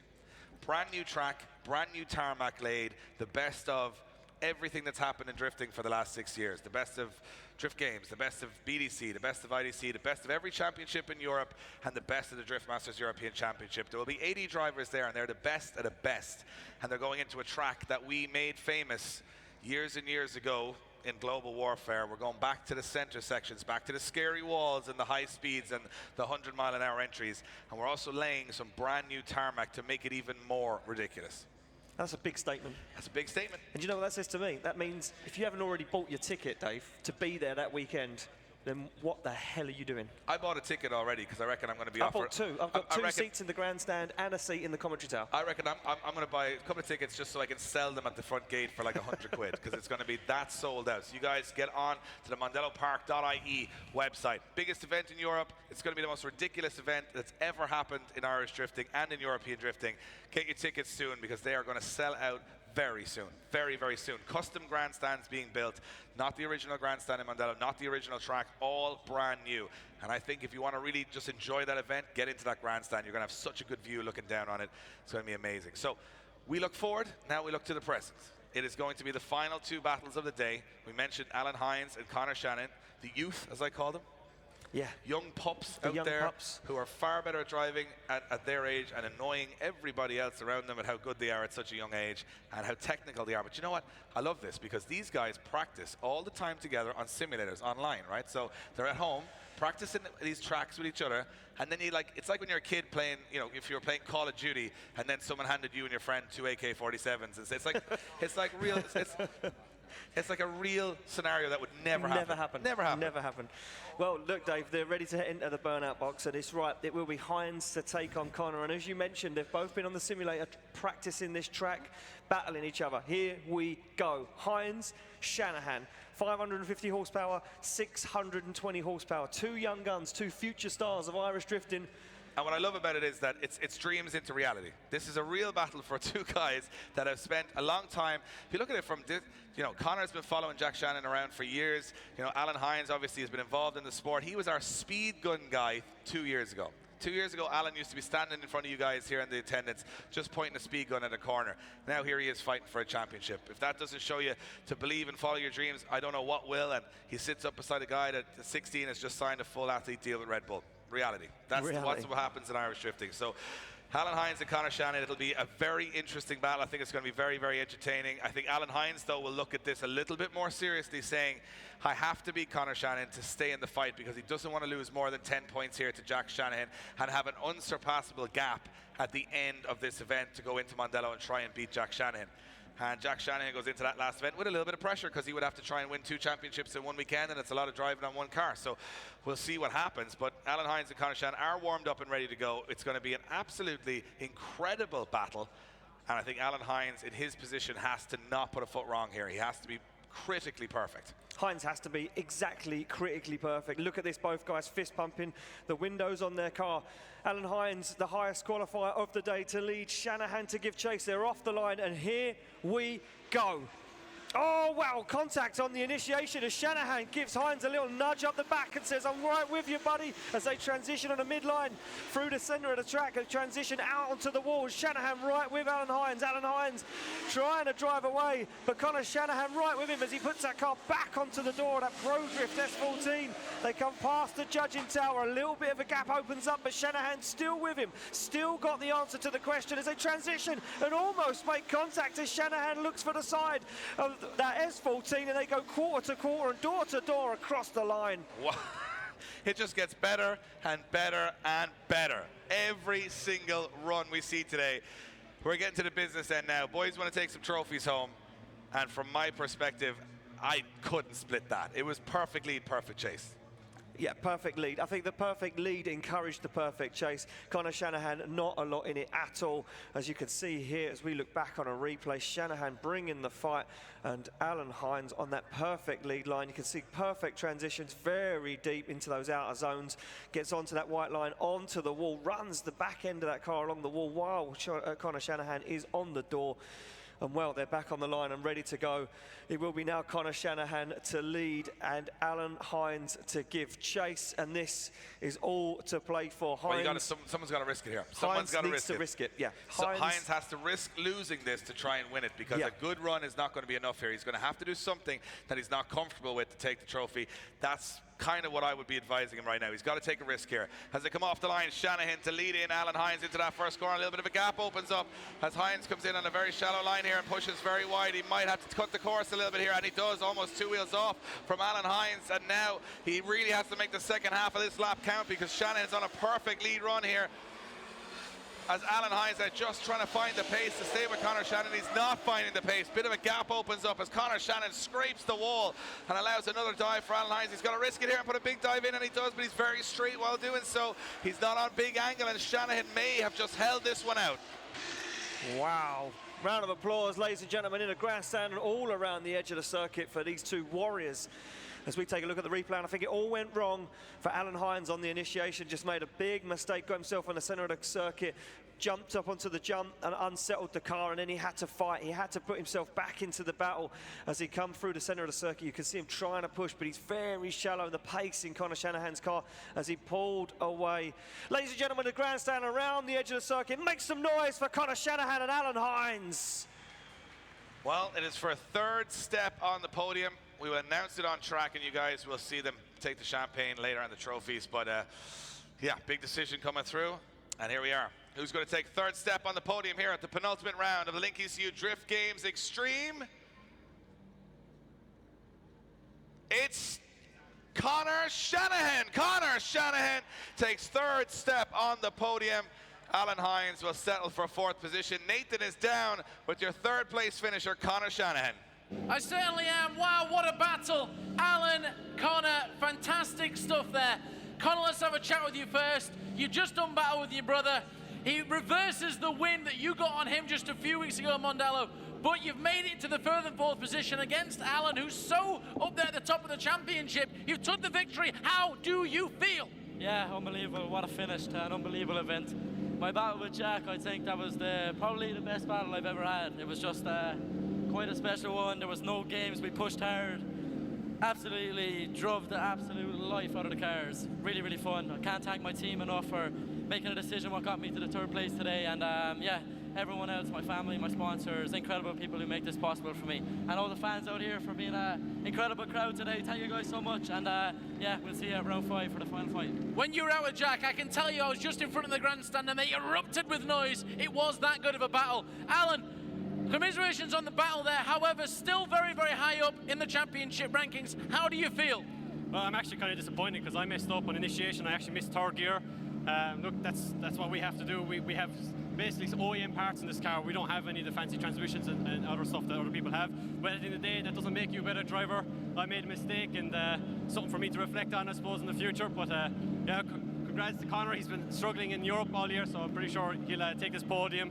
And yeah, he'll take it far. Well, as far as I know, you're both coming to Mondello, so there's still a round left that's not finished yet. Ladies and gentlemen, please put your hands together for Alan the Happy Hines and the Wunderkid, Connor Shanahan. And ladies and gentlemen, you know what that means? It's final time. Your brother's going there alongside the Northern Smoke Machine, the moment we have all been waiting for. Guys, call it like you see it. Let's do this. We are going to go to that final. Well, it's one of those finals that you know you're going to get a good one. Either you can never get a bad Dwayne McKeever, Jack Shanahan final. And I think this must be number 7 or 8 of how many times we've seen it. I'll tell you one thing. I'd say the average odds here are very even. McKeever and Shanahan, to be honest, are pretty even on their wins and loss ratio against each other. They are now currently sitting 2nd and 3rd in the European standings at the moment. And they go into a battle with 2 of the fastest cars on the grid, the most experience on the grid, and the 2 guys on that grid with the most amount of trophies on that grid. You've got ranking number 1 and 2 right here, going for top step on the podium. And in the sunshine in Punchestown, we hope you guys have had an amazing day here at the Irish Motor Festival. It's been a phenomenal day for all of us here and Irish car culture in general. But now it's Irish drifting time to see us out with 2 of the best in the business to finish things up here today.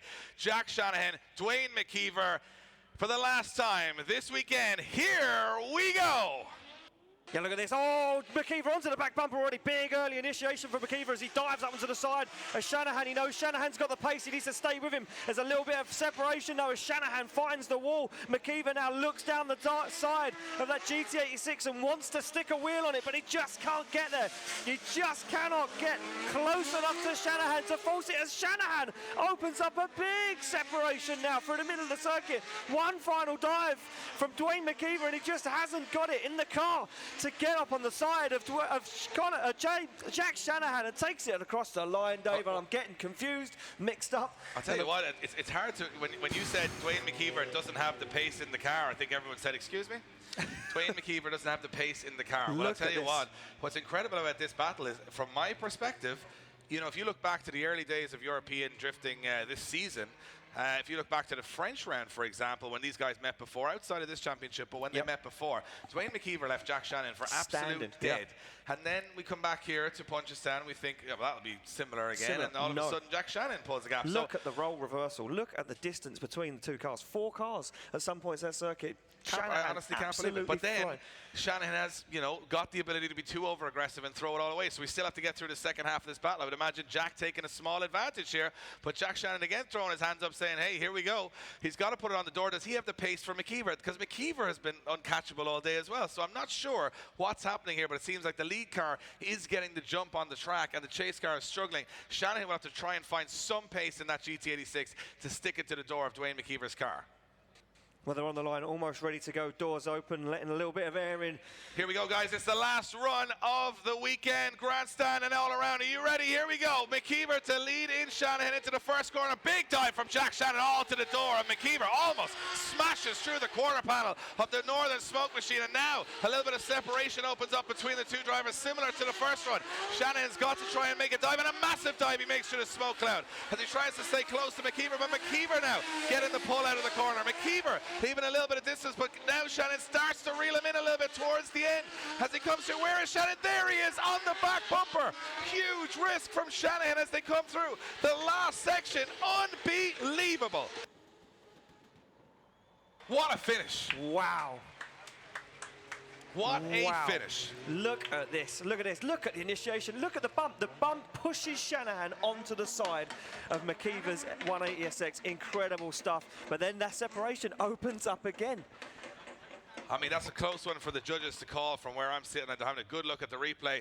All you guys need to know from all around Punchestown, all in the fences and all in the grandstand, will you make some noise for Dwayne McKeever and Jack Shanahan? If you can see them, which you probably can't. But yeah, definitely nothing left to Punchestown at the moment. We can't see the cars on the track. It's incredible. Well, they're out of the cars. And they're having a good old debate. They're having a good old debate between the two of them as well. Yeah, judges still looking at replays here. Yeah, they're not. This is not a clear-cut decision, Dave. They're looking to replay the run one, the first half of the battle. What is in it? And you can see McKeever saying, problems here, problems there. Look at this. As we take a look back, and you can see the lack of proximity from Dwayne McKeever on Jack Shanahan. Shanahan absolutely flying. Do you know what, though? You say that, it's like a mirror image. Lead to lead, chase to chase is very similar. You say a lack of proximity. I was going, you'd probably be insulting half the grid if that was a lack of proximity. But this is where, for me, that was the pull from Shanahan. From up the hill, he got a little bit of a jump. Yeah. He did, he certainly did. And then there again, look, you can see the gap opens up ever so slightly as Shanahan puts the foot down. And I think the lead to lead, chase to chase, and you know, the proximity difference is going to be what decides it. Well, we have to now know, you know, what's going to happen. Oh, they want to have a look at the other one again. This is not going to be an easy decision. Certainly not going to be an easy decision. And then we'll know if there's a decision, and then I'll make my way down to the track. We'll hand out first and second place, and we'll know who has won it, and we'll invite. If you can, you know, get through those fences, you know, if we do have a decision, you guys can come down around the cars, but we need to make sure we have a decision first. And, you know, a lot of people down on the track thinking there may be a decision. The judges are still having a good look at this one. We could be looking at it one more time. Yeah, I was just going to say that. You know what? I think this could go one more time, Dave, because there is not a lot split in these two. Yeah, look at McKeever, who here in Punchestown would like to see her one more time. To be fair, Dave, I could watch this till the sun goes down. Who wants to see 3 one more times? Well, we need a decision from our judges. Do we have a decision, or is it a one more time, Dave? That's what we need to know. We need to ask that question. Yeah, we need.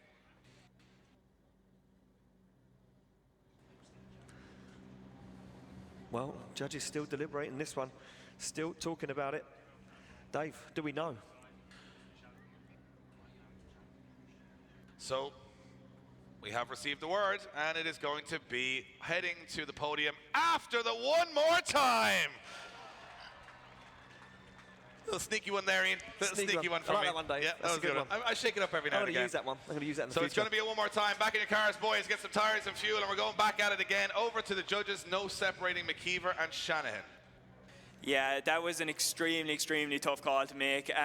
Two similar, but similar runs, but with different mistakes in each one. Jack had a fantastic lead. Dwayne had proximity in places, but he was matching angle while he had that proximity.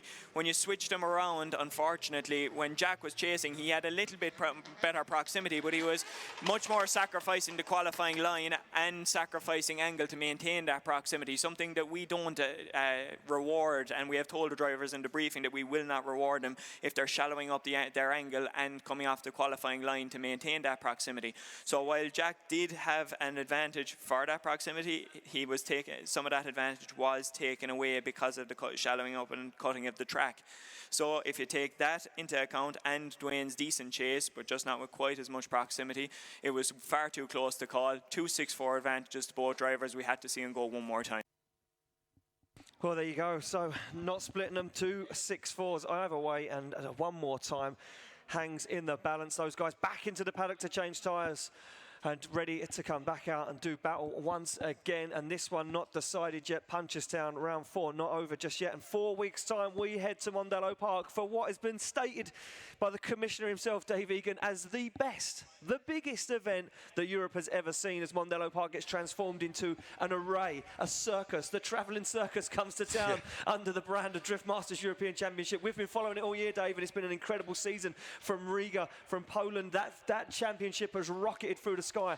And listen, I want to see everybody here in Punchestown coming down to Mondello Park to support that, because tell you what, if we've seen anything in Drift Masters European Championship, anything can happen. Well, I'll tell you what makes it even more exciting for an Irish, for the Irish public to have a European Championship with drivers from 23 countries coming to, with every car from around Europe coming to Ireland for one event. Not only that is exciting, and I'm a lot more, unbiased on the European side when we're presenting there, but on the Irish side of things, I'll tell you one thing, the Irish Championship is going to be decided by an Irish driver, and more than likely the European Championship is also going to be decided by an Irish driver. So it may be the most successful weekend of Irish drifting ever, and it's all happening in one weekend, not all over Europe, just in one place at one time.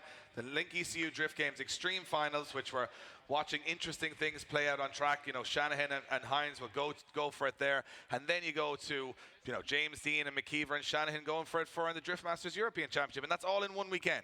And you've got, if you're not even into that, you got 600 Japanese show cars littered about the place, packed everywhere. Last year the event, over 10,000 people there. We're expecting somewhere near 15,000, and I'm going to let you guys know, Irish drifting fans, right now, I'm going to let you in on a secret. Most of the tickets for the grandstands right now are being bought by people not from Ireland. That's one of the little things I'm going to tell you about. They're actually being bought by people from all over Europe who are making the trip to that event. So don't get left napping on those tickets for the grandstands and stuff. Make sure you get on them as quick as they are released. And of course, it is a custom-built grandstand, so it's going to be the best view in the house, screens. We're going to have race drones, we're going to have onboards, we're going to have every toy in the book at that event, and the best drivers from every championship in Europe. If you want to miss it, I don't really want to be your friend anymore. Listen, if you miss it, you're going to be kicking yourself, because it's incredible. It doesn't happen. It just doesn't happen. It may never happen. It may never happen again. 2 championships. It's going to be an Irishman winning both championships in one weekend. Yep. What a celebration for Irish driving. English guys can't win it at all. Just cannot win it. Hey. Come on. We've been on the podium twice this year. That is in my books, that's a success. That's all right. That's a good success. And 2 in a row, too. That's 2 in a row, yeah. But 2 for 2 at the moment. But there was an Irish guy there all the time as well. Yeah, that's what happened. Regardless. you know, you can have your. We'll give you some. We'll give you. You've got to give us something. You've got to give us something. Look, Team GB, yeah, they will be in full effect. We'll have stack grid. Look, not even that, Dave. Come along and just witness some of this European machinery, because when else would you get the opportunity, unless you guys travel to a European event? We're privileged. We get to see it month in, month out. But some of these guys that bring this equipment to Ireland in 4 weeks' time is going to be stuff you've never seen before, and it is mind-blowing. It shocks us when we see it. Absolutely. And they're making the travel. Some of these guys travelling from Latvia, Cyprus, all over Europe, all over the world to come to Ireland to compete. And look, be a shame for you guys to miss it and not come down. It may never happen again. It's going to be life-changing, Ian. It will be. It will be emotional, that's for sure. Exactly. All you guys here have stuck around all weekend. We really appreciate you guys coming out to watch the drifting this weekend. You guys have been unbelievable. What an atmosphere all day. Give yourselves a big round of applause. The Irish drift community, you guys are incredible. Amazing. You guys all coming to Jaff Fest? We all going to... Hands up who's going to Jaff Fest. Hands up who's coming to Jaff Fest. That's a lot of people, Dave. That's a lot of people. That's a lot of people. Yeah, that's a lot of people. We're going to have to take that grandstand and then like lift it up and put it in Mandela with some other grandstands. We got James Dees there. All the boys you saw today are there. All the European drivers today. Am I mistaken in saying it's going to be the first time we're going to see the Eurofighter used in competition in Ireland for James First Dean? time James Dean will be competing this year in Ireland. He'll be there. In the Eurofighter, in the brand new chassis. So but would you really want to miss that? I might invite some international guests. No, you wouldn't do that, would you, Dave? Might invite Peter Vjajcek. Really? Yeah. What car would he drive, though, Dave? I mean, out of all the cars... He might drive his FD S15, maybe. Oh, so you're going to tell me right now there's going to be Peter Vjajcek who competes in FD, in his FD car at Mondello, and these guys aren't going? Oh, there's some guy over there that's not going. There's two guys. But then I told him, though, that Mitch Larner was going to do it. Oh, and Mitch then Larner's going as well. Then that guy said... Gotcha. Then he said, oh, I have to go now, because Mitch Larner's really good. So is Peter Vjajcek, so is Dean Carney, so is every driver from Europe that's ever worked. Carney's going to be driving that... the Viper, That's the one, yeah. Yeah, Yeah. So, I mean, why would you miss it? I don't know why else you'd go. And then there's also 23 other countries worth of drivers that are going to be at it as well. 600 show cars. Probably the biggest event in Irish car culture history. I mean, even better than that, we go to Dublin on Sunday night and we have an after party where you guys can party with the drivers. Yeah. How about that? Yeah, I mean, pretty sure Ian won't make it that far, but for everyone else involved.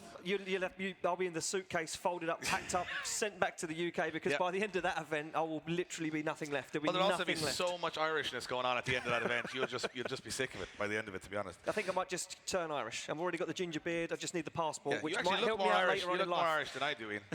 We should switch our voices when we commentate. It probably makes more sense. All right, so let's get. We just waffled quite successfully for 5 minutes there, and now we are going to get these boys back out for one more time. It will be Jack Shanahan and Dwayne McKeever to go at it for the final. I mean, to be honest, it can't go one more time anymore. It's the final time we're going to see this. 2 runs. And do you know what? They've learned a lot, I think, behind the scenes there. There was a lot of chatter going on between the radios and the marshals and everything, and they were saying there's a lot of talking going into those cars. There's a lot of spotters saying, you know, you got to be here, you got to be there. A lot of teams behind the scenes saying, you know, what they've watched there, trying to rectify that. I think we're going to get a much closer battle here. I think we are, and I always say it, once these guys have had a battle, they feel each other out, they know where each guy's faster, how they initiate, what tricks they play, or what they do at certain points of the circuit. Now McKeever knows what Shanahan does, and Shanahan knows what McKeever's going to be doing. So these guys can go into it a little bit hotter maybe, they can push a little bit harder, and that's, I think, what we needed. We needed to see somebody on the door, trading paint, putting tyre marks onto the door to seal the deal, to get that win and take that top step on the podium this weekend. Yeah. I mean, I don't know what to... I mean, these guys are so good. It's that risk element that I think is going to come into it. Shanahan sometimes, for me, can put himself in a position where he just about gets away with it. And I'm wondering, is that a good thing? Because, if you do a solid run here, I don't think it's going to be enough. I think you've got to do something special to beat someone on form like Dwayne McKeever or Jack Shanahan today. And I think both of these guys will know, well, we went out, we gave it our all, it didn't really work out, we're back at it again. And they both kind of wanted that one more time because they weren't totally happy with their runs. So we're going to go back at it again. I think we're going to get a much more aggressive battle here. I think we certainly are, as we can see Dwayne McKeever warming up his tyres in the background. And here it is, the stats on screen. GT86 to take on 180SX. 19 and 23-year-old guys on the line, ready to rock and roll. Your higher place qualifier, Jack Shanahan, second place in qualifying earlier on today. He will lead out Dwayne McKeever, and McKeever back in Ireland. And he said, Dave, to you, he's only come for one reason, and that is to mess the championship up. He has no regard to the championship. Mission accomplished. Mission accomplished right now. Here we go. It's for the last time this weekend, and I promise you this time it's the last time because it can't go one more time again. Shanahan and McKeever. Everybody just perked up a little bit in the grandstand and around the fences there, because here we go. They're on the line. Marshals give the word. Thumbs up.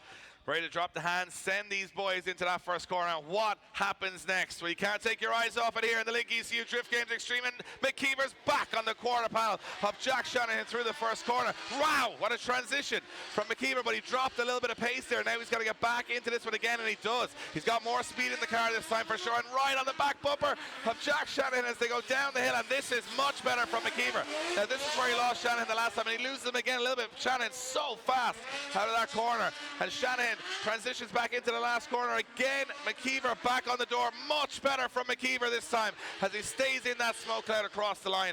Much closer battle this time around, Ian. Certainly, Dave, much closer, and you can see now, taking a look at the replay, the initiation was where McKeever got the jump up onto the side of Jack Shanahan's GT86, and you can see he kept that proximity all the way through. More grip in the car, he's dialed that car in even more to stick with Shanahan. Now he knows how fast Shanahan's car is.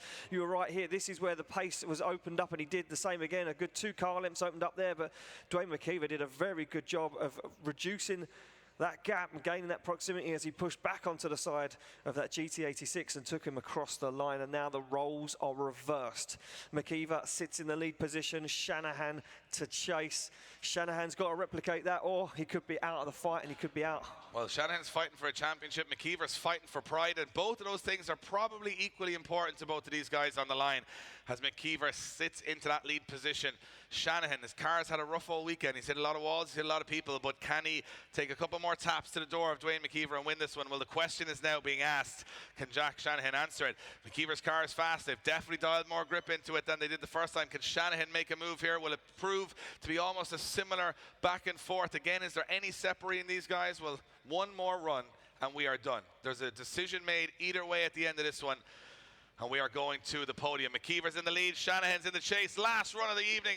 Here we go. McKeever leading them in. Shanahan dives aggressively up onto McKeever's door, and he's right there. The transition timing is incredible from Shanahan, diving up onto the door, and he's right with McKeever. Oh, contact, big contact between both drivers as Shanahan brakes on the front brakes and gets back into it again. Oh, and a massive smash to McKeever's doors. These guys are smashing the panels off these cars at the moment.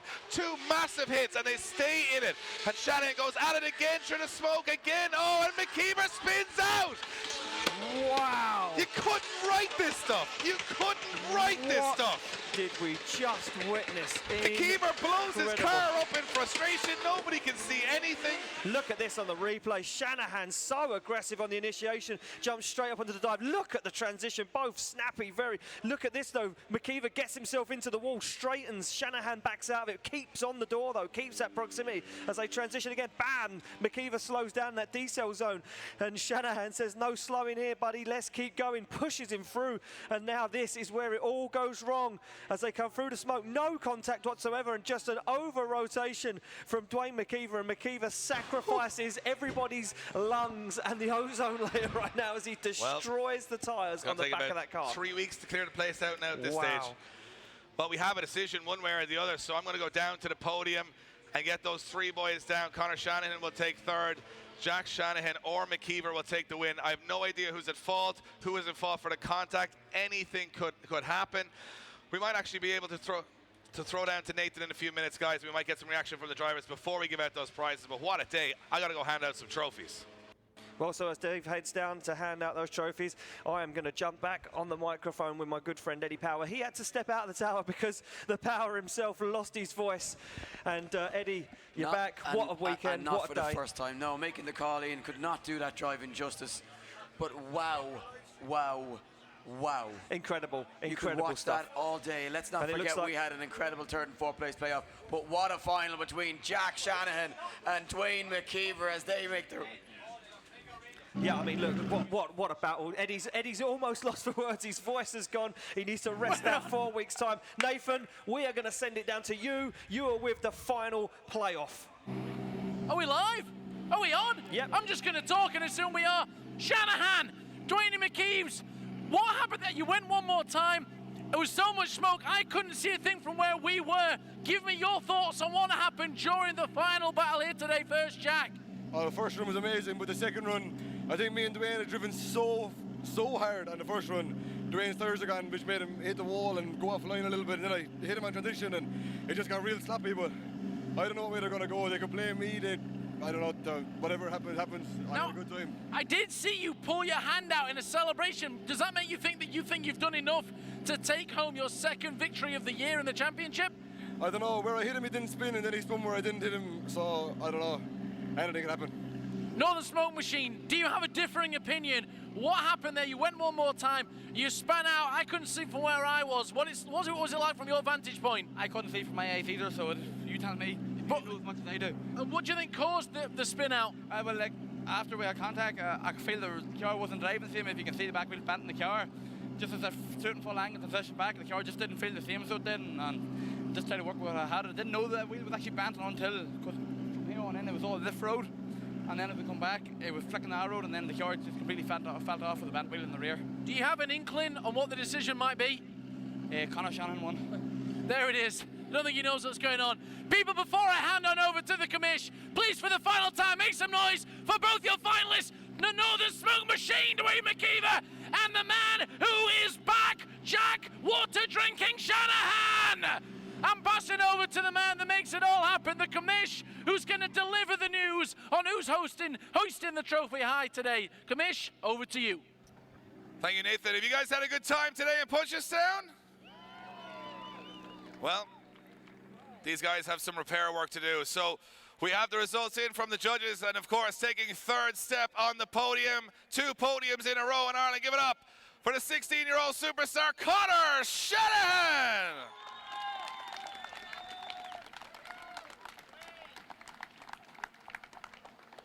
And the big final decision, taking second position on the podium. Will you make some noise for Dwayne McKeever? And your winner and current championship leader, give it up for Jack Shanahan. What an event, what a finale, incredible results. Nathan, this is the stuff of dreams, finales like that. It certainly was. Not just that, but the playoff battles, the last 4 or 5 battles of that day were incredible. We are going to try and come in. Crowd, make some noise. We're going to try and grab a final word with your winner of the day and current championship leader, Jack Shanahan. Jack, Dwayne, I don't want to get wet. Jack, congratulations. How do you feel? You drenched. Not on the hair. Not on the hair. Why are you cheering? Jack, I spoke to you a few hours ago. You told me you were having trouble with grip. You must have gone and got a grip because you stood on the top of the podium. You took down the Northern Smoke Machine next to your brother. How do you feel? Oh, I'm absolutely thrilled, man. Oh my God, I couldn't be happier. Could not be happier. I'm delighted. Oh. Look, a speechless Jack Shanahan, Dwayne McKeever. Conor, thank you so much for the final time. I'll leave you guys to celebrate. And that rounds off the 4th edition of the Drift Games Extreme live here in Punchestown. Thank you so much for coming. As they pop the bubbly and celebrate, I remind you to join us at round 5 in Mondello. Until then, get your tickets. I'm going to go and wash my hair and get some new stuff in it. We'll see you next time from the Link ECU Drift Games Extreme here from Punchestown.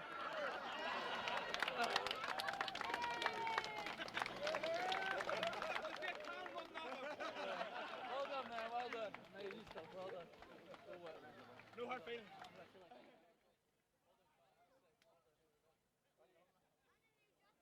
Yeah, new jacket as well. You're right.